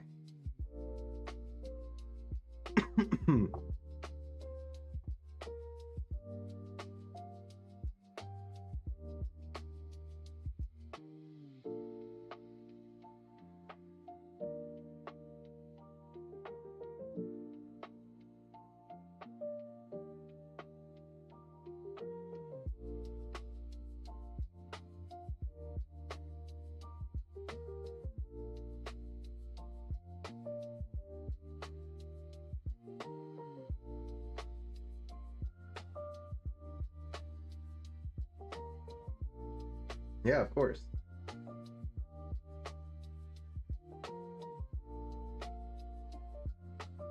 Yeah, everything I teach, as long as it's not like my own personal models, like I'll give it away for free. All my little tips and tricks, I basically give it away for free.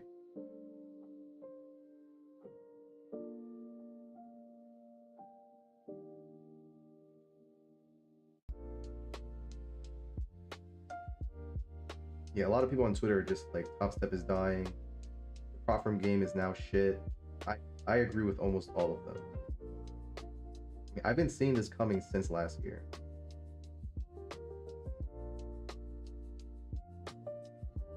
The writing on the wall was when it started, when I forget which firm, but they started doing 80-20 splits. That was like the first domino was 80-20 splits, because it makes no sense to split sim funded money, right? If you think about it, what are you splitting? All of this money here, what am I splitting? This is paper trading, this is paper money, this doesn't exist. So what do you mean I'm splitting my profits with you? Splitting profits on a live account makes sense, right? Because it's real money. It's real orders, right? But on a sim account, where there's already usually rules about like, oh, you got to stay above this buffer. Oh, you can only take away 50%. Like, does that make sense? So the second, and that was like in the middle of last year, I think. It was either My Fund of Futures or some other firm that started it. And that was like the first time I was like, yeah, I gotta start picking up the pace. Same thing for this year. I gotta start picking up the pace because it's only gonna get worse. Every single firm, same thing happened. Funded Nets, they had one of the best accounts. They had at one point uncapped payouts. People have taken out $1 million payouts from Funded Nets, close to when they first started. And then what happened? They increased all their prices, lowered the drawdown on accounts, made shittier accounts. Same thing with My Fund of Futures, right? $77, like, you know, used to be $77 core accounts, 90-10 split, gone. Now a flex account, 50K is 127 bucks, right? Lucid, within the span of, I believe, 2 months, they increased their flex accounts twice. Their prices are still really good, one of the best, but they increased it twice. Every single firm that you guys are going to see from now on is, I mean, it's smart, right? They're grabbing market share. So what they're doing is it's called a loss leader, right? If you guys go to Costco, right? What's the loss leader for Costco? It's the rotisserie chicken and the hot dog, right? It gets you into the store. And then what happens when you're in the store at Costco, right? A $30 trip becomes $100 plus. It's very smart, and every single firm does it. Every single new firm does it because they need to do it. They need to get their name out. They need to market, and they need to have a loss leader. They need to make it, because otherwise they won't survive. There's too many firms out there already. There's way too many shitty firms. So that's what they have to do.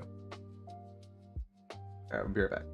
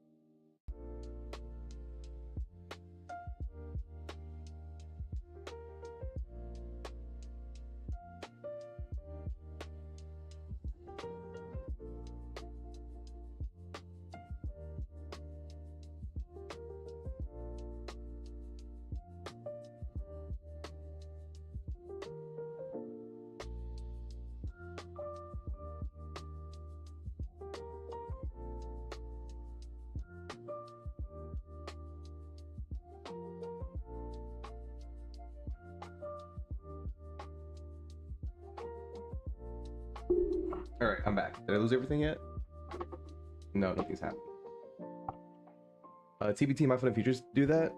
Oh, like the 80-20? I think they were like the first ones to do it.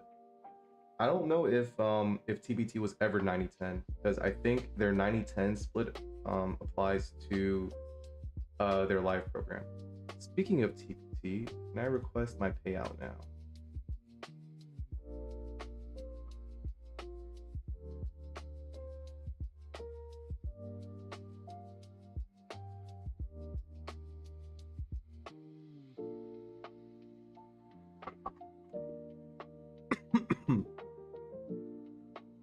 Yes, I can. Okay.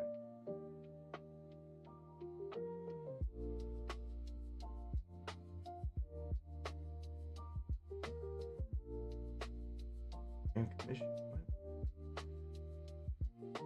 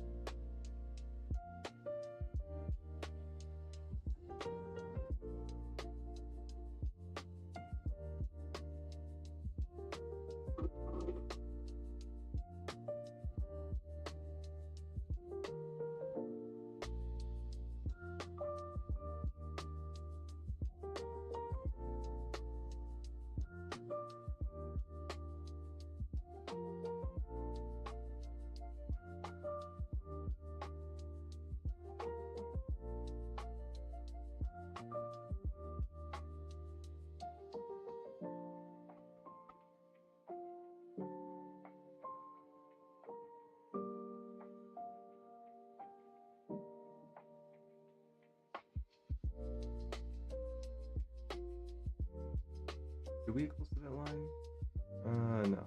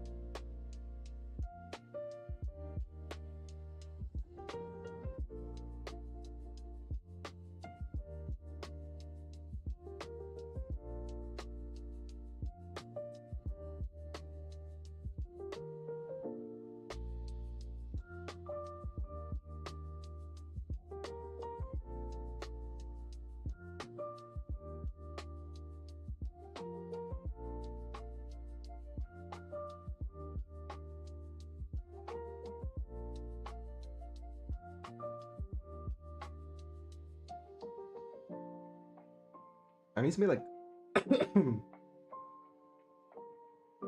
how much is like 900 bucks?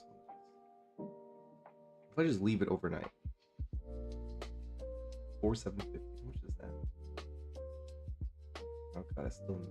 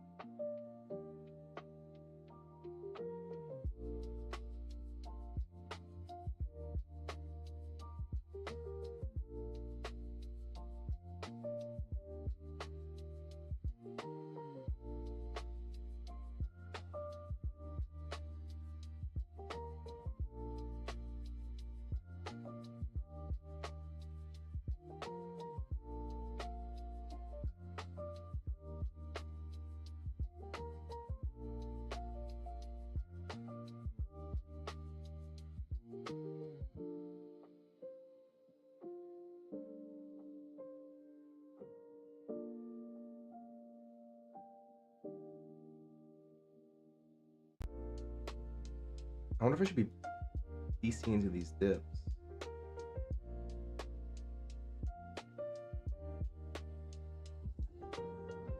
I don't know. I don't really know how gold really moves. This is like my second gold trade.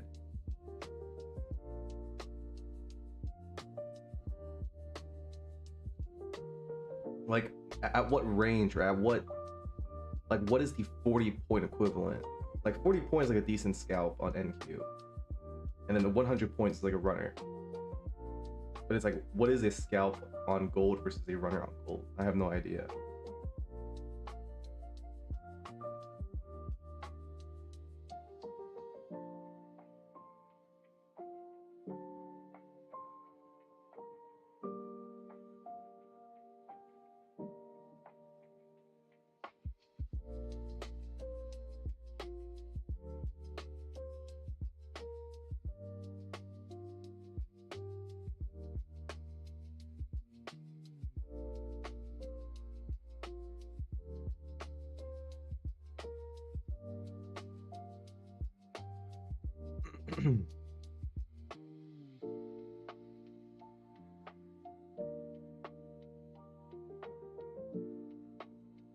Your guess is as good as mine. Hey man, fuck it. Let's just DCA into this thing. Let's hit a home run.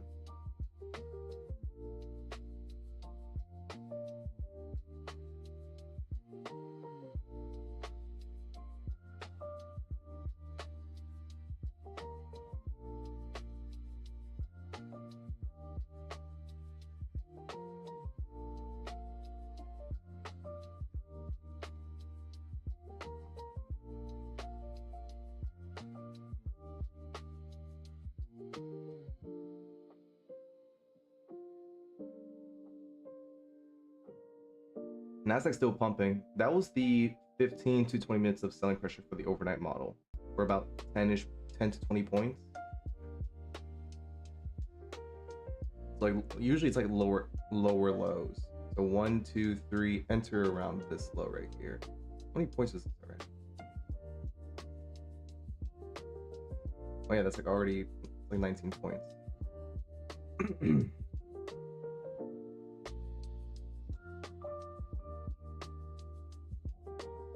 I have 6 money accounts traded in 2 groups of 3. I just changed to 3 groups of 2. Hopefully this helps. It'll excuse me. Yeah, hopefully it helps. It's just how I personally trade. I mean, you're already doing groups, so like you already had that feeling of like, if I copy trade all of them right now and they all blow up on one bad trade, I lose all the accounts, right? But you had to split up in 2 tries basically, and that was 3 tries, right?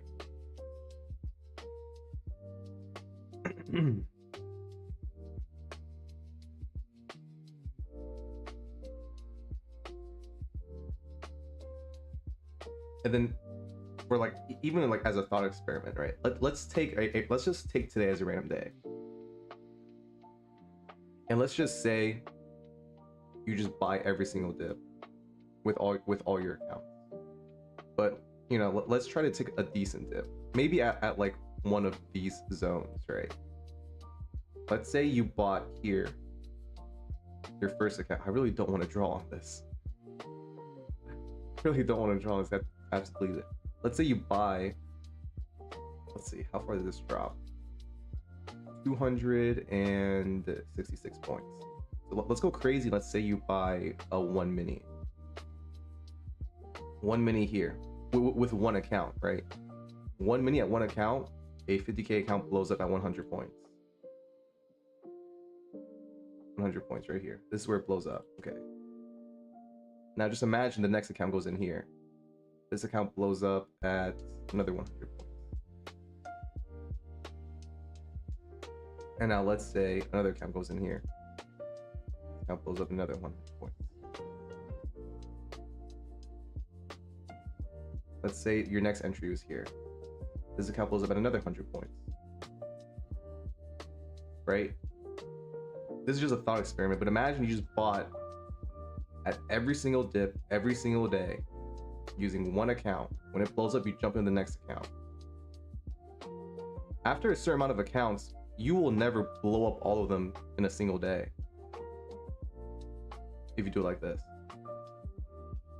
That means some of your accounts will be green, depending on how you split them up. You could do 100, you could do 50, you could do 25, however much, right?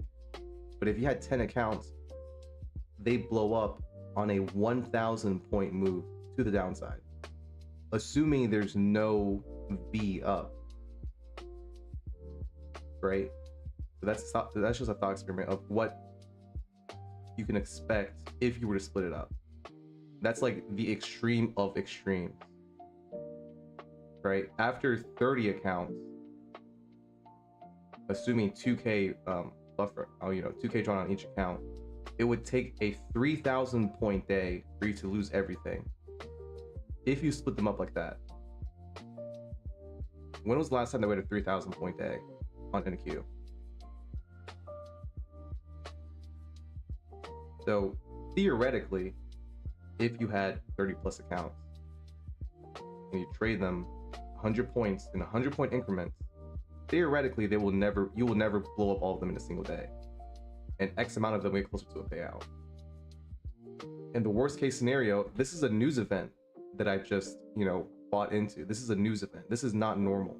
This is not normal price action.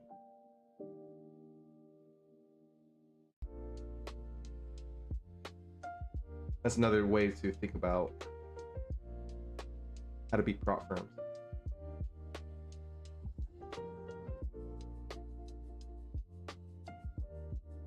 Yeah, you put in groups of 2 because I wanted to only take 2 to 4 trades a day, but 3 groups definitely reduces risk even more. Yeah.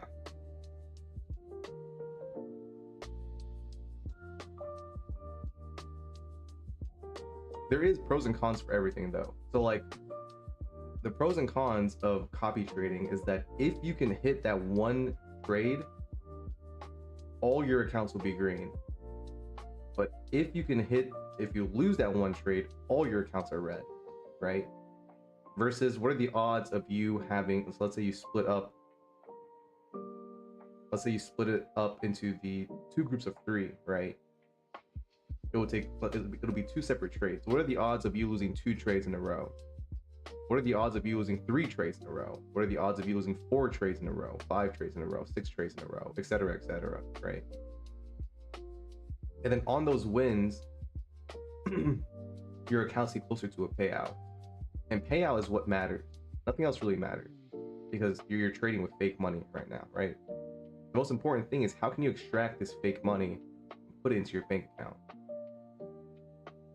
And as long as you can limit the amount of evals, basically make sure your income is higher than your expenses, you can keep scaling up, right? Let's say you have a 2x ROI. So for every $1,000 you put into prop firms, you can take out 2,000. Right, so first month, you put in 1,000, you take out 2,000. Second month, you put in 2,000, take out 4,000. Right, third month, 4,000, 8,000, 8,000, 16,000. You see how it scales up. And then usually as a trader, right, you get better throughout time. So maybe it starts off as 1.3x ROI or 1.5x ROI. And then it goes up to 1.7, 2, 2.5, 3. And as you keep scaling,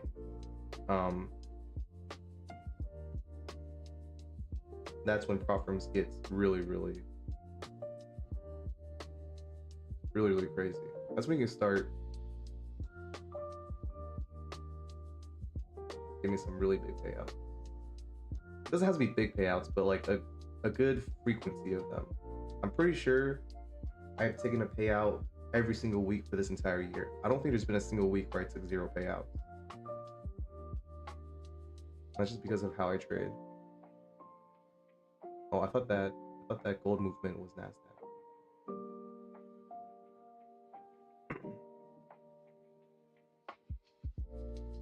You just tried the DCA method on shorts and made 700 on 2 evals with the first broke even. If I copied it, would have made nothing. Right? Isn't that crazy?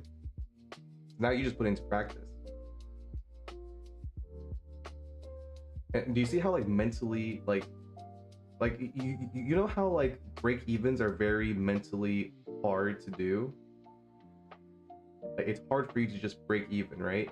But it's so much easier to break even if your other 2 accounts took profit. Then you're like, okay, I'm already green. Let me just break even. I'm net positive. Is what he's saying like that? Yeah. No one really teaches this. Now imagine those are funded accounts. Same process, right? Imagine they were funded accounts, right? And imagine it was scaled up X amount. Obviously everyone starts somewhere. Like I started with like, you know, in the beginning of like around the middle or near the end of last year, like I set a goal for myself when I was posting on Reddit. I was like, I want 16 accounts by the end of 2026. Because last year I started realizing the more accounts you have, it's so much easier to take payout. Especially if one payout covers X amount of accounts. That was a big breakthrough for me.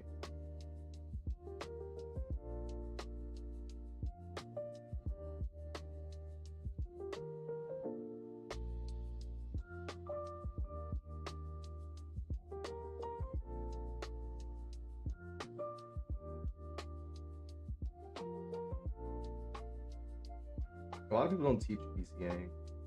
And it's like one of the strongest tools out there. One of the strongest. It's a double-edged sword if you over leverage, but if you do it correctly, space them apart well enough. Now, there's no 100% correct way to do it, right? Everyone DCAs a little bit differently. Some people like to add to winners. I like to add to losers, just to bring my cost average down. That way, if the buying or if the selling pressure is whatever against me starts to slow down, then the other side picks up, I get to break even so much faster, or some accounts gets into profit so much faster. Is the TP still around the same around all accounts? Oh, that's another thing, right, Ivan? That's another thing where it's 100. You can't. It depends on the trader. So that's another thing, right? Like for example, let's say for this Y, you entered right here, and you entered, how many points below is this? You entered 10 points below right here. Do you take profit based off of this first entry?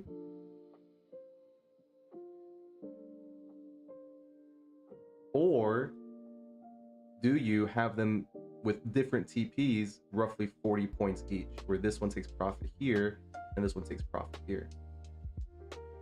You can see that in this first example, if they both TP at the 40 points of the original entry, you make more money, right? But what happens if it never reaches this line? You know, this is 2020, or this is not 2020, but this is, I'm looking back. So it's obvious, it's like, oh, you want to just hit this line. But there's cases where it doesn't. Let me see if I can find one. I think one of these, hold on. One of these days,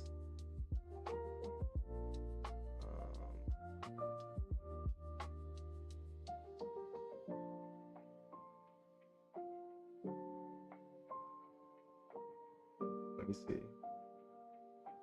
I talked about it here. Where did I talk about it? Ah, here it is. So in this case, in this case, on this XZ line, so double confluence, because there's two lines here. If you were to go for the 40 points on the original tap, you would never hit your profit target. You would see it go to 37 points and reverse. Now, if you DCA'd at any point here, and this is below 100 points, so this is still good. If you DCA'd any point here, right?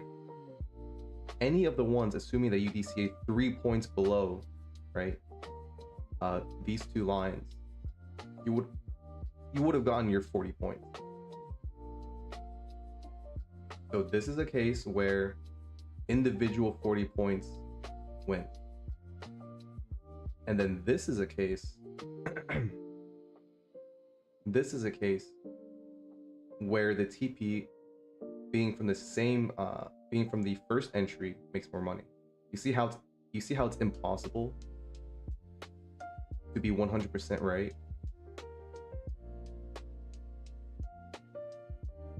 Right? These were like 2 days apart. Now imagine X amount of days. There's gonna be so many times where it doesn't hit the exact 40 points. So that's where, as a trader, you decide where to take the profit. Yeah, that makes sense? Yeah.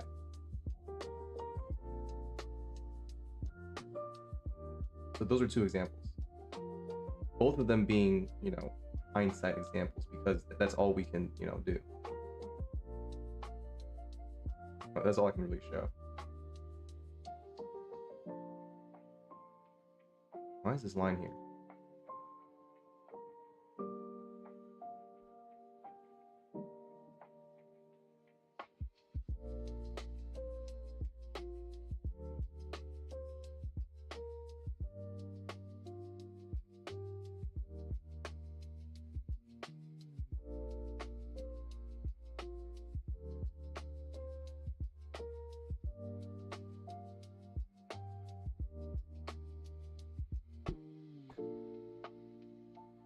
My eval spend has been so bad, I'm basically net break even. Okay, that's good. I'll be profitable if I started budgeting and controlling myself. Yeah. Well, being net break even is good, right? A lot of people are deeply negative. And if you ever saw any of my Reddit posts, like the one thing that I always say is just keep budgeting. Everyone is like, what's your strategy, bro? How did you do this, bro? Not really about that. It's about budgeting. The way that I described it was, prop firm trading is literally a business. You're self-employed, right? It's a business. And what kind of business in 1 month spends, let's say a coffee shop. What coffee shop in their first month, before they know they can turn a profit, will spend all their money on employees, all their money on cups, all their money on coffee? They buy a bunch in surplus before they even open the doors and started selling stuff and making money. And knowing for a fact on their, their budget sheet or whatever, their expense report or whatever, that they're profitable. What company does that? What company spends so much money in 1 month that it can't open their doors next month? Does that sound like a successful company to you? Or a successful business? No owner should be doing that. No owner does do that, right? So it doesn't make sense for prop firm traders to spend so much money that they're now in debt. Go onto the Top Step subreddit. Go onto the day trading subreddit. Go onto any of these trading subreddits and just scroll down 30 seconds. And you're gonna see a post saying, I lost everything, I can't trade anymore, I wish I never traded, I wish this, I wish that. There was somebody on Top Step where they're filing for bankruptcy. They spent $60K in these 3 or 4 months of 2026. They spent $60,000. Does that sound like, so like, if you were a franchise, does that sound like someone that you would want to run one of your businesses? The answer is no. So the biggest thing, and it sucks because the barrier to entry is so easy, right? Oh, you saw that one? Yeah, I saw that one like literally like today or yesterday. The barrier to entry is so low. It's so easy to just go out and buy a prop firm. Now everything is online. Back then it was a lot harder. Back in the day, you needed to get a brokerage, a real brokerage account, like with Thinkorswim or with TD Ameritrade, IPKR. You need to get approved by them, right? And if you go even further back, you had to phone in and call to trade. Nowadays, anybody, the second you turn 18, you have a credit card, just buy a shit ton of prop firms. Oh, it's only 80 bucks, it's only 90 bucks for one. Oh, I failed one. Oh, let me buy another. Oh, let me buy another.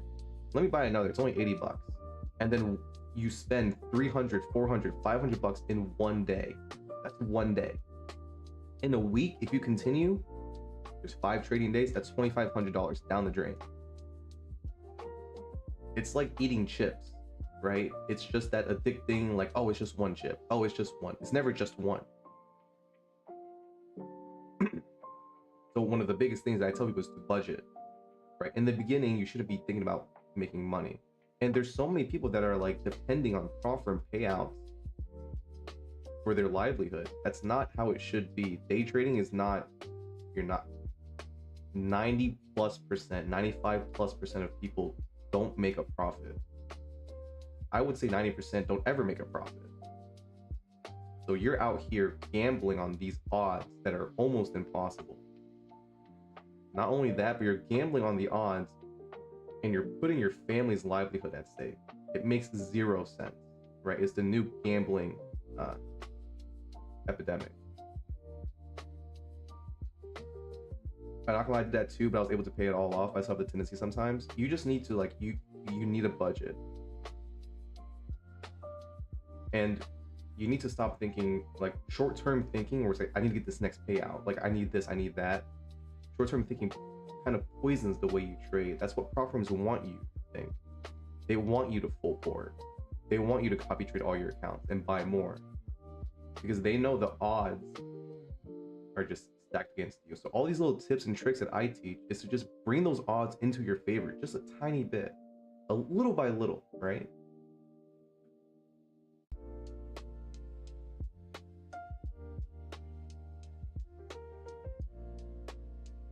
So whenever it, I don't know if you have a family yet, but like just don't, you never want to gamble so much or buy so much that you put your family's livelihood at stake. Isn't that what a gambler does? They gamble money that's needed to pay the rent, pay the bills, feed their family. What do you think about that kind of person?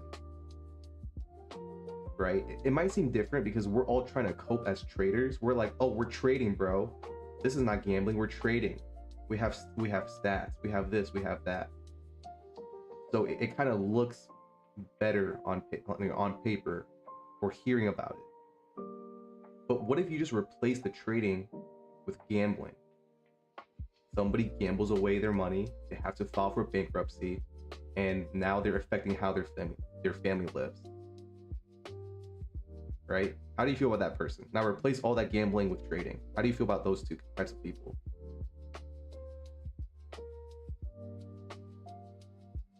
And I've been on both sides. I had a gambling addiction when I was in college, sports betting. I know what it feels like, but I never, ever, ever had to rely on my family or risk anything to the point where I had to like call my mom and I was like, I can't pay for this semester, yada yada, this and that. Now, was I gambling with scholarship money? I was. Every single quarter, I got a little re-up. Put into meme stocks, put into sports betting, yada yada. I did pretty well in sports betting actually. What's funny is that I got banned from sports betting. In Florida, there's only one sports book that you can bet on. It's called Hard Rock.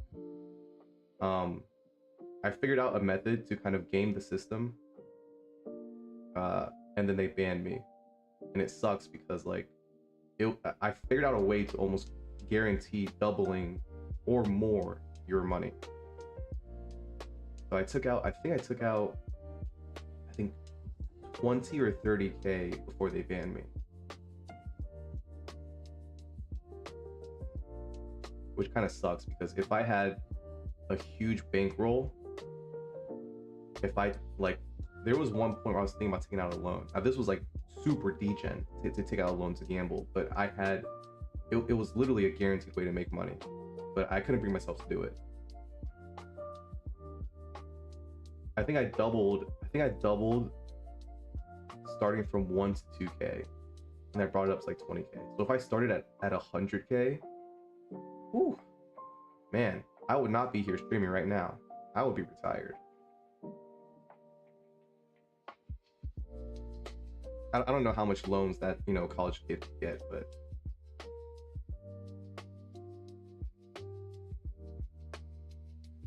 I could be like, oh, I want to buy a house. Give me a loan for like 100K.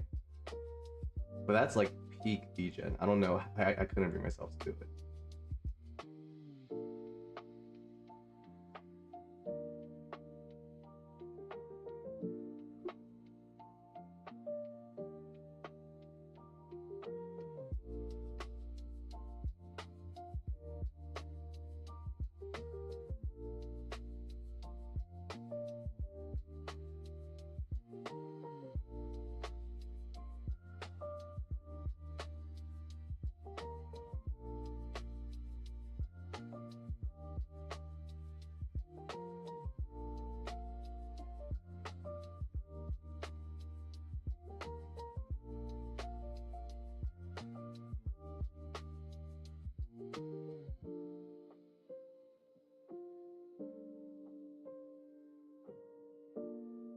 How old am I?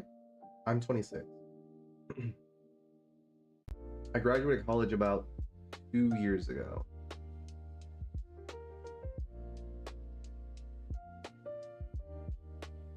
Not the youngest, but not the oldest. My nephews call me Unc. It's not cool.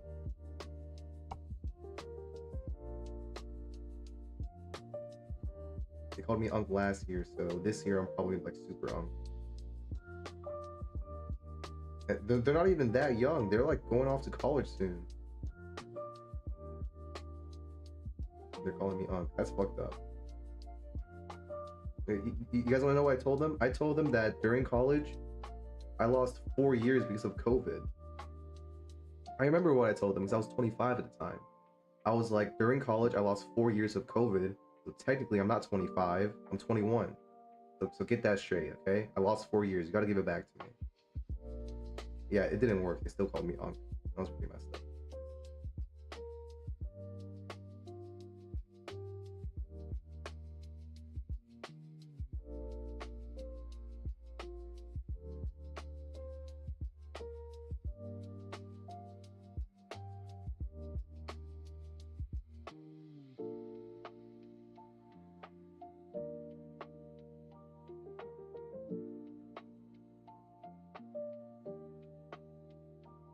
I feel like the ages of trading is like kind of all over because I told that story to some of my other viewers and they were like, damn, if you're Unc, then I'm like a grandpa. We were joking around about it.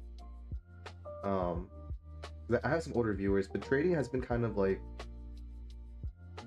all these influencers have kind of pushed it onto the younger generation. So people, you would see posts on like Top Step subreddit or one of those subreddits of like a kid that's under 18 trading a prop firm, which I don't think that's legal. They're not going to pay you out because minors can't sign contracts, legally binding contracts.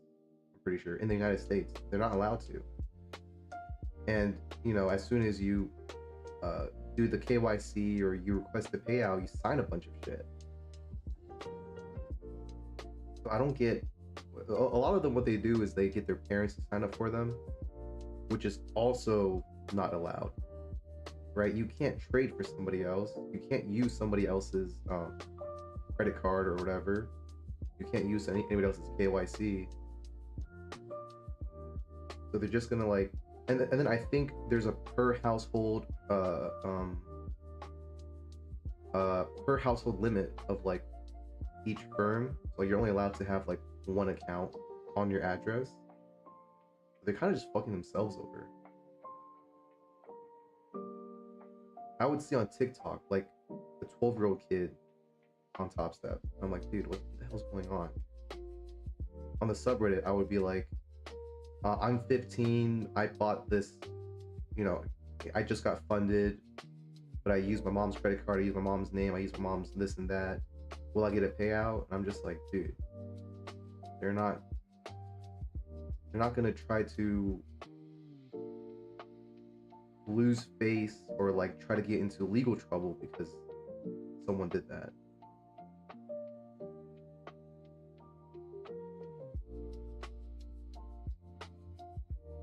So I feel like the people in my Discord, there's probably like a good mix of ages around there, like anywhere from like, I don't know, probably like 18 to like 40,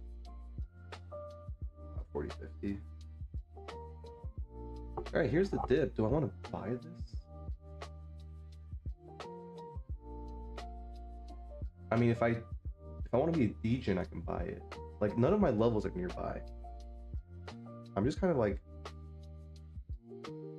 just clicking buttons and hoping for the best is what I would be doing if I just hopped into a trade right now. I do like clicking buttons though. Do I buy this dip on gold?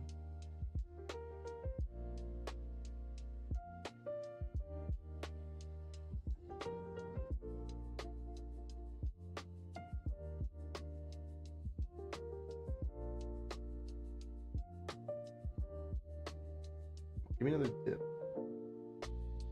I'll buy it and blow this account.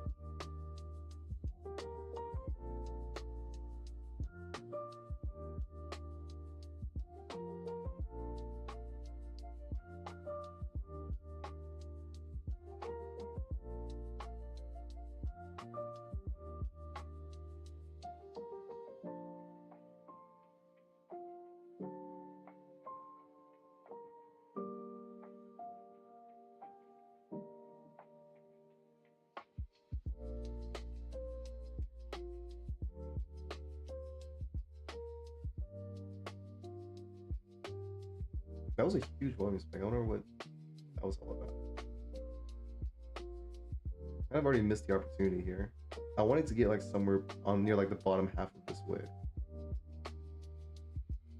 I mean, it is 1 micro, so it's not like the end of the world. But I think this account has a daily loss limit of 1,000, I think. Dude, I hate daily loss limits with like a burning passion. I'm like trading with like handcuffs on.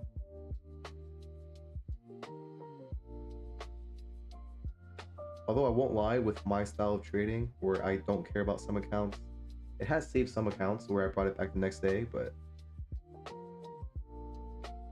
I still don't like them.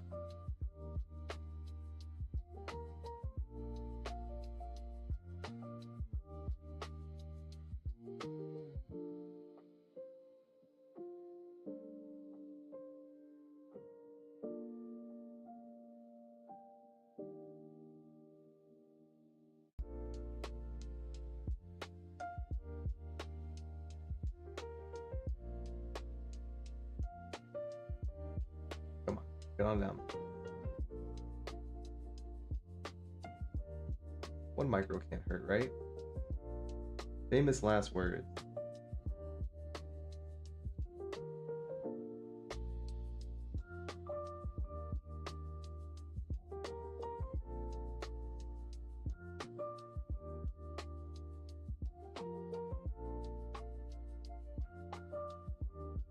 Let me get near this tail.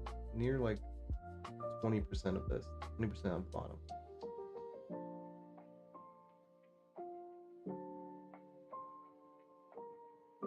Me fighting for scraps like this has has led to an insane amount of missed opportunities. I'm not gonna lie.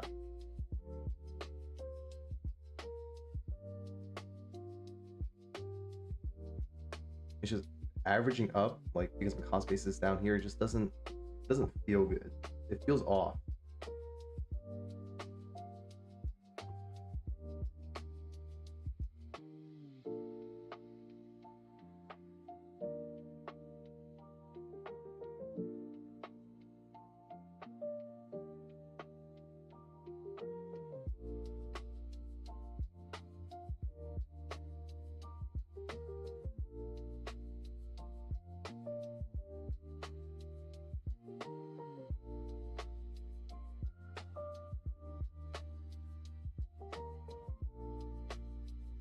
Come on.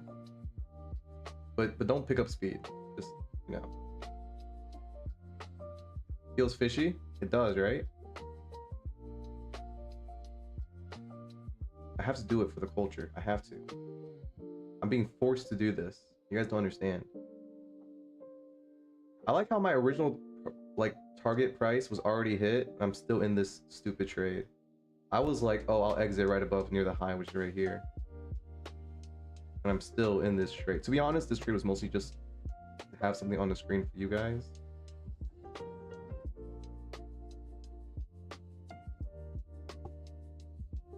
What's up, Moonlight?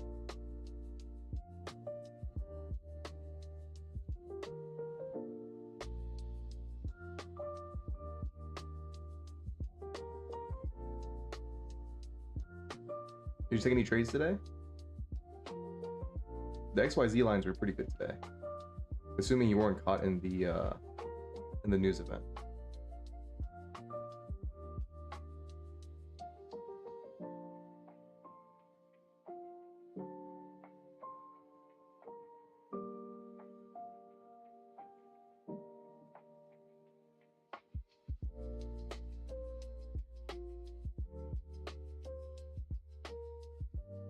Took one trade this morning, printed money, called it a day. That was a smart thing to do. I think I took like 1 or 2 this morning, and then I called it. I kept an eye on the charts when this whole news thing started, and then I kind of just backed off. Oh wait, this isn't this is gold.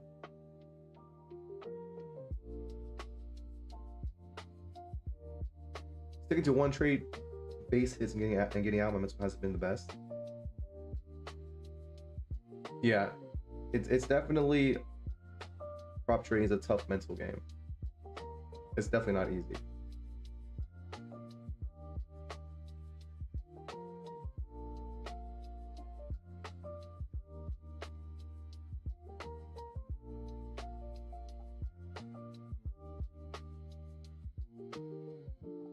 Sometimes I'll take one trade and I'm just like, all right, I'm good, I'm green.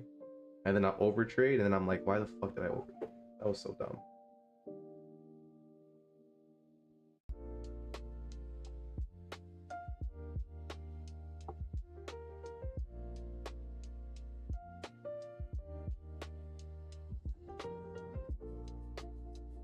I've also had days where it's like, I'll wake up and I just know I'm not at 100%.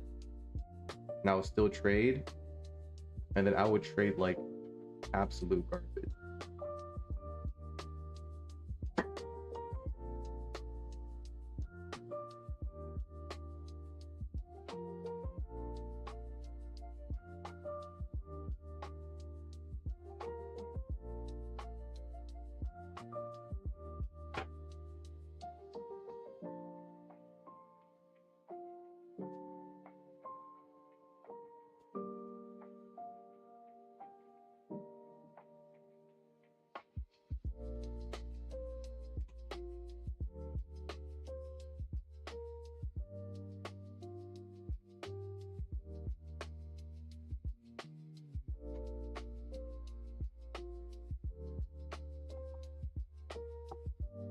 So the green just walked away, didn't even look at the charts. That's smart, man. That's smart. I'm too much of a gambler. I can't ever look away. Too much of a fiend. Looks like there was crazy news right around 1. Yeah, it was someone from Iran's negotiation team stepped down. And I think what happened was that maybe this person was one of the people that were advocating for like a peaceful resolution. So then because he's stepping down, more radical negotiators could step up, or there's like a bigger percentage of, you know, more radical negotiators. So that's what I think might have happened. It gave me the same feeling as last year when Trump threatened to fire Jerome Powell and the market took like a 500-point dump. Like the market was like, do not fucking do that.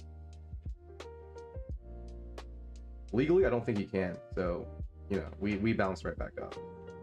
But he was threatening it. I don't think Jerome Powell cared at all. I think he knew that no matter what happened, he was not getting fired. I'm pretty sure his term is coming up soon. Jerome Powell?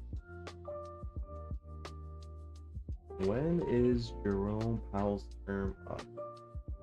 Yeah, Jerome Powell's term as Fed chair ends in May 2026. Oh, so there's no reason to fire him. You just wait. You just wait, and if Trump wants to put someone as the chair of the Fed, then he can do whatever he wants. But there's no need to fire him now.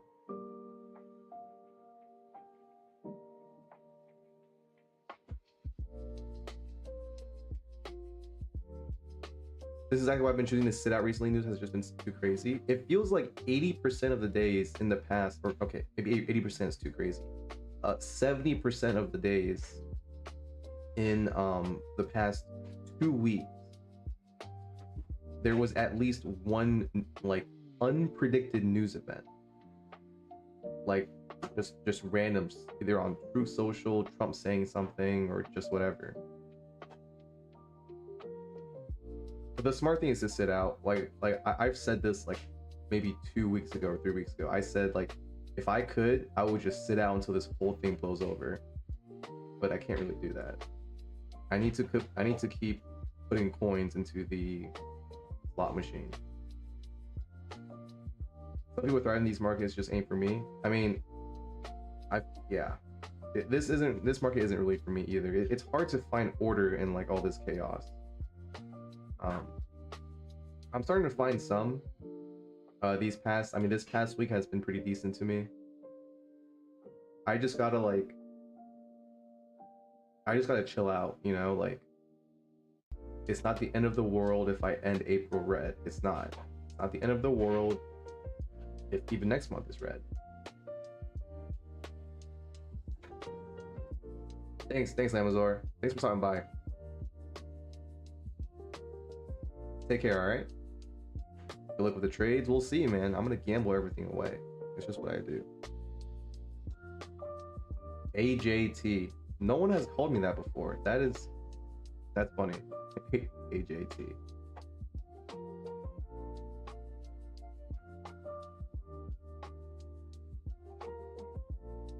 This is another one of those days where I stream for way longer than I usually do. I felt like shit this afternoon, right before I hopped on stream. I woke up from a nap and I was like lethargic. I was like, ugh, what the hell? I did say to one of my Discord members I was gonna stream, so I just kind of hopped on. But I mean, the longer that the stream went, the more water I drank, I started feeling better. I did say I was gonna buy here. I'd be a liar if I didn't. As much as I like lying to my viewers and my Discord members, I'm on stream. They have me in 4K.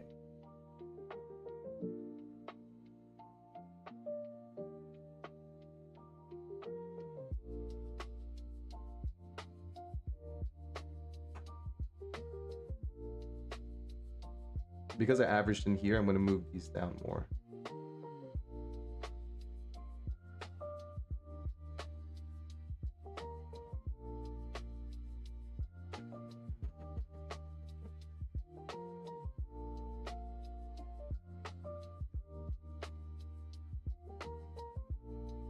I don't think so. Wait, can you turn it on again?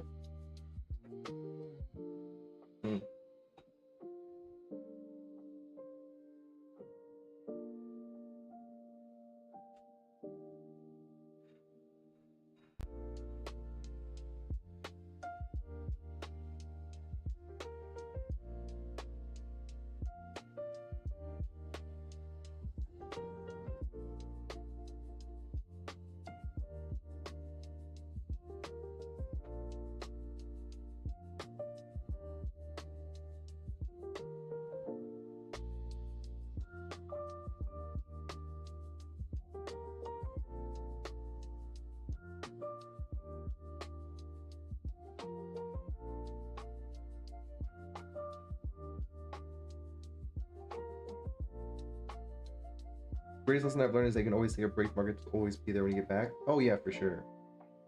And like just the fact that like a lot of people ask me why I don't trade full time, and it's just because like I can chill. Like I can have the worst trading day of my life. I can lose all of my accounts, and I know that like I could just take a deep breath, and like I still have my day job. I get paid this Friday. I'll get paid in 2 more weeks. I'll get paid another 2 more weeks.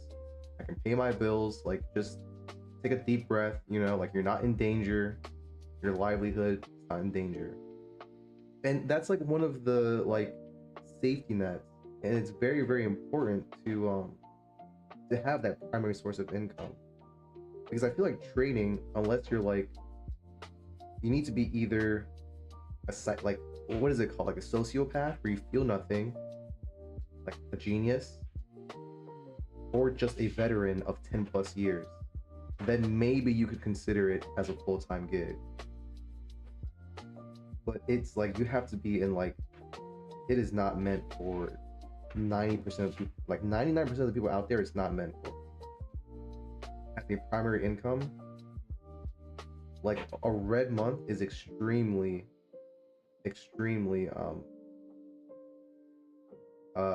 way more intense and worse if it's my primary source of income, because the bills don't stop. There's always bills, there's always stuff you have to buy, there's always rent, right? There's always food. So it's also a great thing to have that primary source of income, which is my day job. And it's the reason why I can have, like, there was multiple days I lost 78K. I lost 2 or 3 days of 30K. I lost a day of 42K. And I can still, you know, bounce back. It's because I know that, like, you know, my livelihood won't be in danger. And also, like, the way that I budget. You know, I always have my budget. Like, the first thing I did out of college, as soon as I got my first time job, I opened Excel, I downloaded a budget sheet, and I put in everything that I pay for. So I put in my income for my job. I put in the insurance that I pay for. I put in my rent, how much I want to spend on food, gas. How much do I want to spend on quote unquote fun money, right? How much am I investing per month? So I was a pretty big advocate even before I started, of budgeting, even before I started trading. And I think that's one of the biggest strengths that I have to keep my head above water. I may not be the best trader, but I'm pretty safe.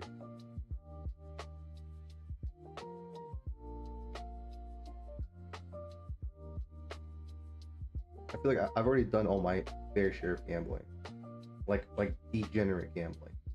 Like when I was in college, that whole the GameStop fiasco, I was in on that. AMC, I was in on that. Bed Bath and Beyond, I was in on that until they got delisted.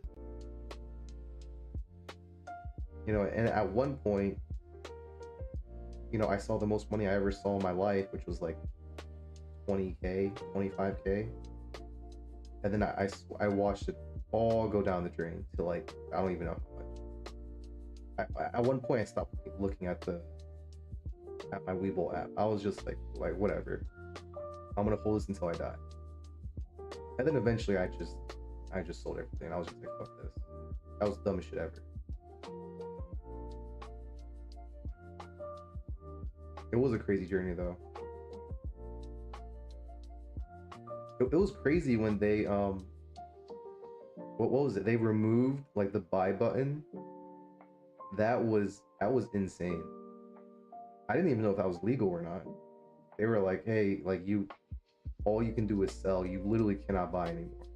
I was like, what the fuck? I don't even know how many shares of GameStop I had, but I kept doing the math. I was like, oh man, GameStop reaches 1,000. I have this many shares. Okay, I've been holding it for over a year, so that means I'll have the long-term tax benefit. Okay, if it's 1K per share, I can buy this. I can buy this car.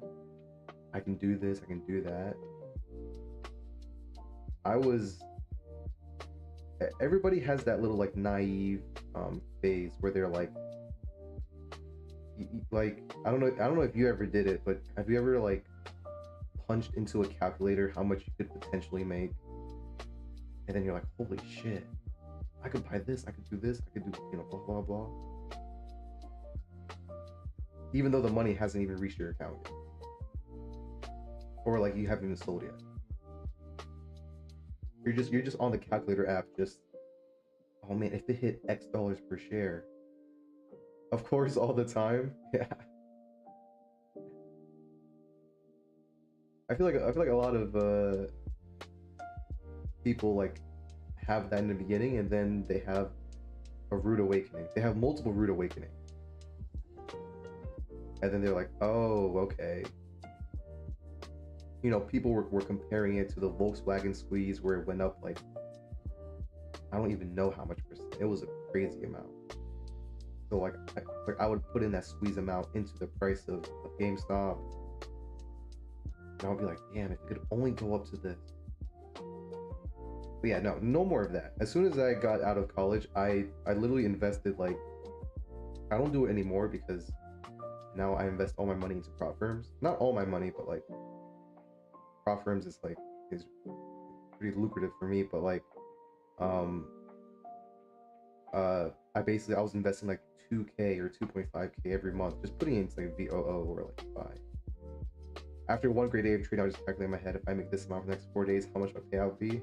Oh, dude, I do that all the time. I'm just okay. I'm just how much do I need to make?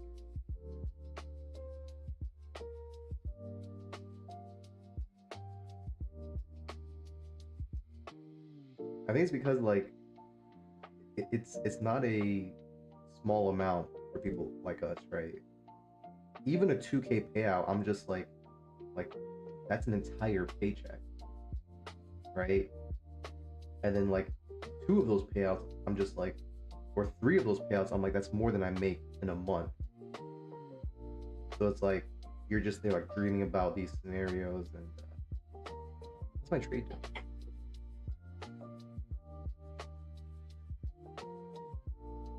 How much do I need 40, I need 1,000, I need 11, 7, 7, 6. Oh, we are not getting that. Not with 2 micros.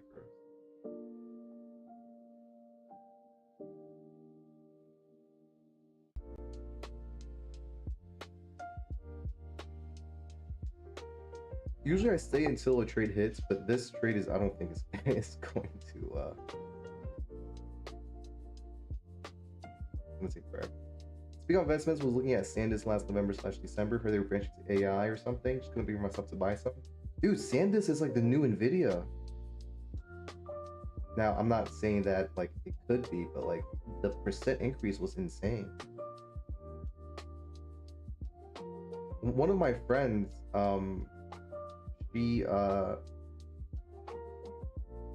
she got like X amount of money from, or she gives her money to like her parents have like a financial advisor, and the financial advisor got her to put in like 4K or some amount of money into Nvidia when it was still like, I don't know how much, but like it went up a crazy amount.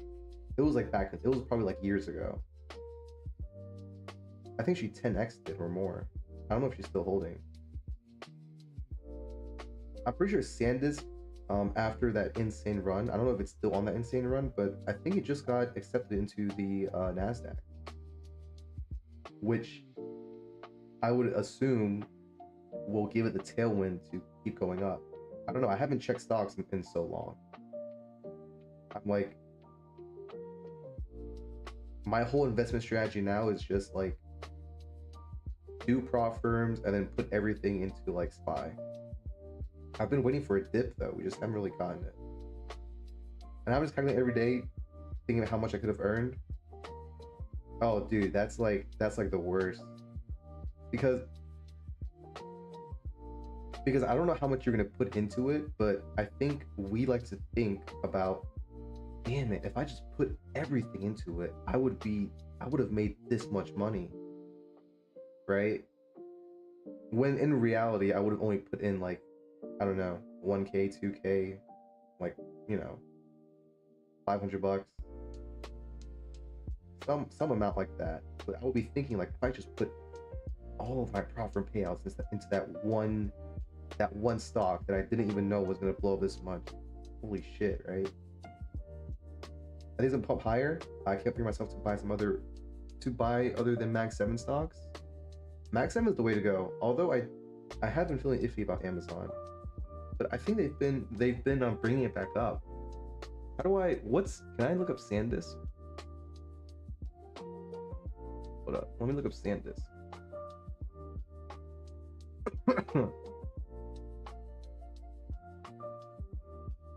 I mean, they're almost at 1K. Let's do a month view. In 1 month, they basically doubled in price. From about 570 to 970.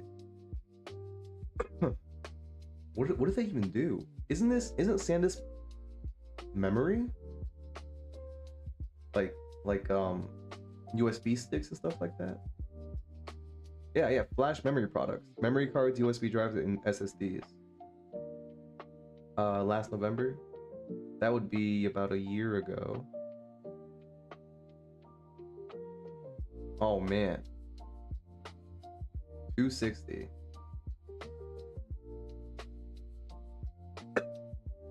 This is why I don't like looking for stuff and checking stuff out, because then I would look at this and I would just think about the what ifs, and it would just be gnawing at the back of my head. But like, what AI are you gonna put into flash memory products, USB stick, SSDs, memory cards?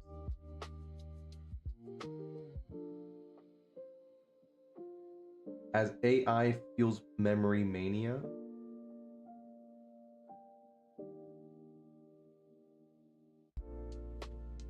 SanDisk AI. SanDisk AI.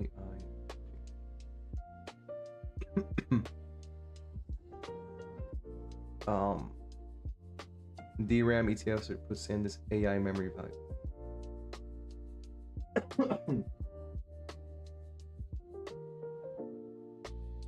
SanDisk memory from the AI-driven memory squeeze. Oh, like RAM prices increase, right?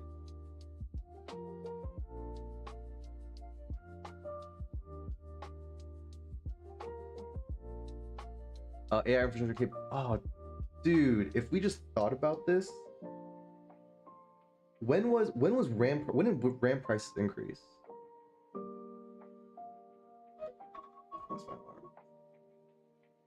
Because if we bought when the RAM prices were increasing, that could have been like the sign to start purchasing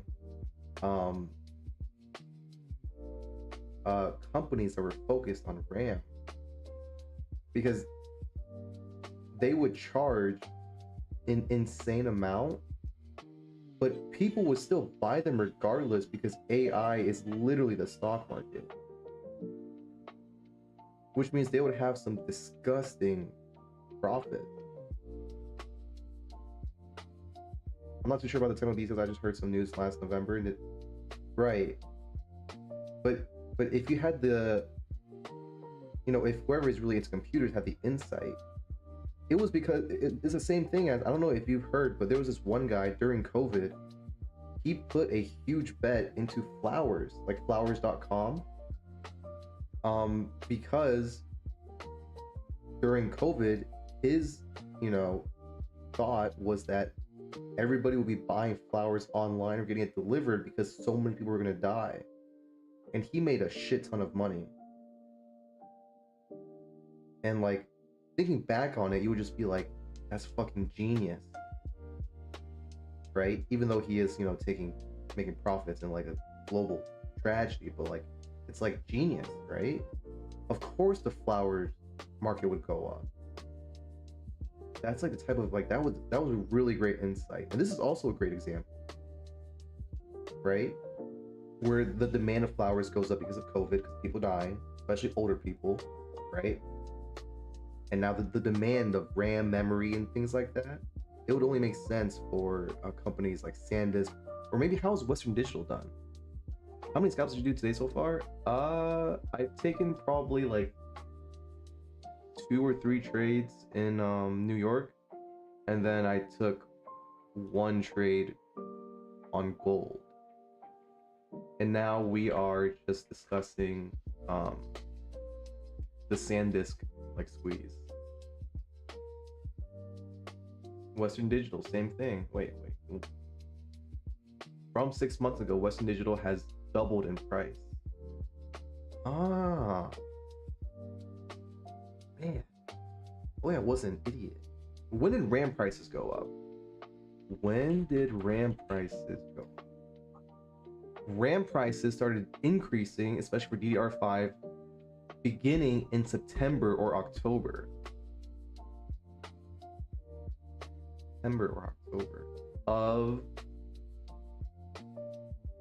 Of 2024, yeah. Intensified through late 2025. Late 2025. I feel like it was recent. I feel like it was within the last 4 months or 5 months. Or maybe it was like 3 months. That they, like near the end of 2025 when they exploded. I mean, this is a great thing to learn from, right? From the flowers guy from COVID, from this AI boom.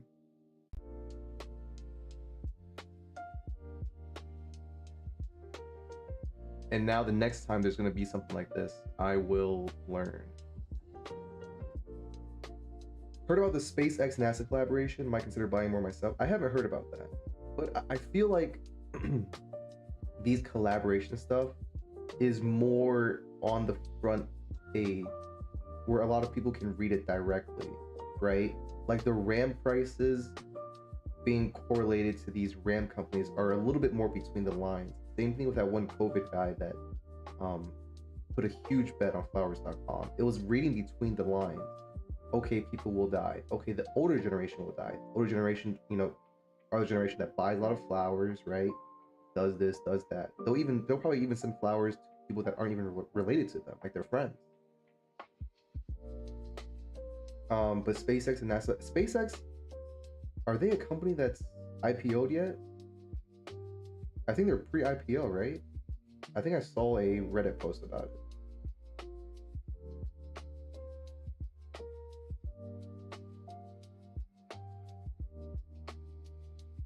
I haven't bought stocks in so long. And one of the big reasons why I'm not really buying much stocks or using a lot of the prop for money is because at the end of this year, I'm gonna have to pay a shit ton in taxes. Unless I have a lot of red funds, which is possible. But right now, as it stands, it's gonna be like 6 figures in taxes almost. 6 figures? 30%? Almost 6 figures. Yeah. So I basically have all my money sitting in the Fidelity like high yield savings account. Just to get like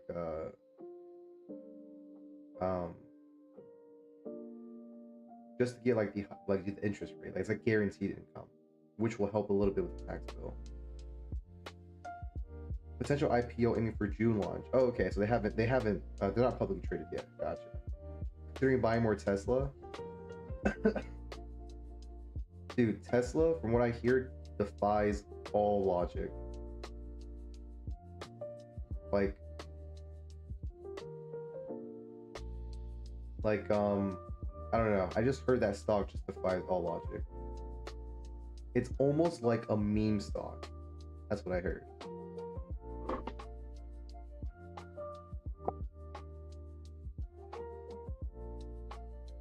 Let me see how Tesla's doing.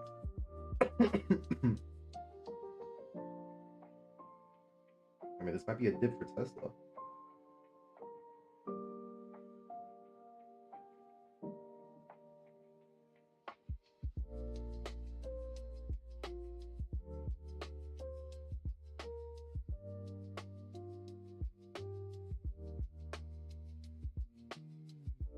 I think Tesla's brand is so big. It's like the face of electric cars. When you talk to somebody about electric cars, you don't think, what's that new one? Is it like Lucid or Rivian?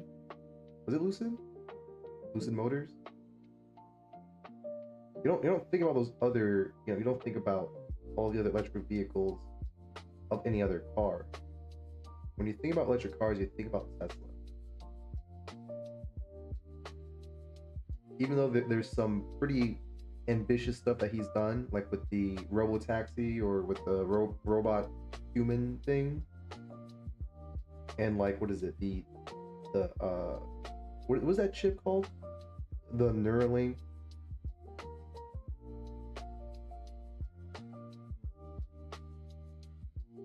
I wonder how long Tesla's gonna stay. I feel like it's gonna stay relevant for a very long time. A lot of their stuff just sounds like futuristic. Neuralink, Starlink, electric cars. They have the biggest distribution of chargers, right? The thing with Tesla is the stock goes down with every tweet of Elon. Really? That's hilarious. I thought it would go up. Does he say like dumb stuff or something?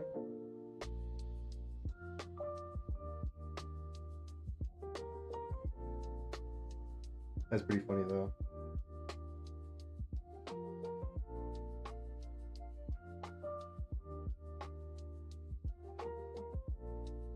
All the time. Well, he has to farm engagement on X. I still can't believe it's called X. I'm still gonna call it like Twitter, but he's got to farm engagement on X. Any publicity is good publicity. Get people talking about you, and then people will check you out. Even though I think everybody knows who Elon Musk is now. So I think he's just kind of, he's not even doing it for publicity anymore. He's just, that's just him.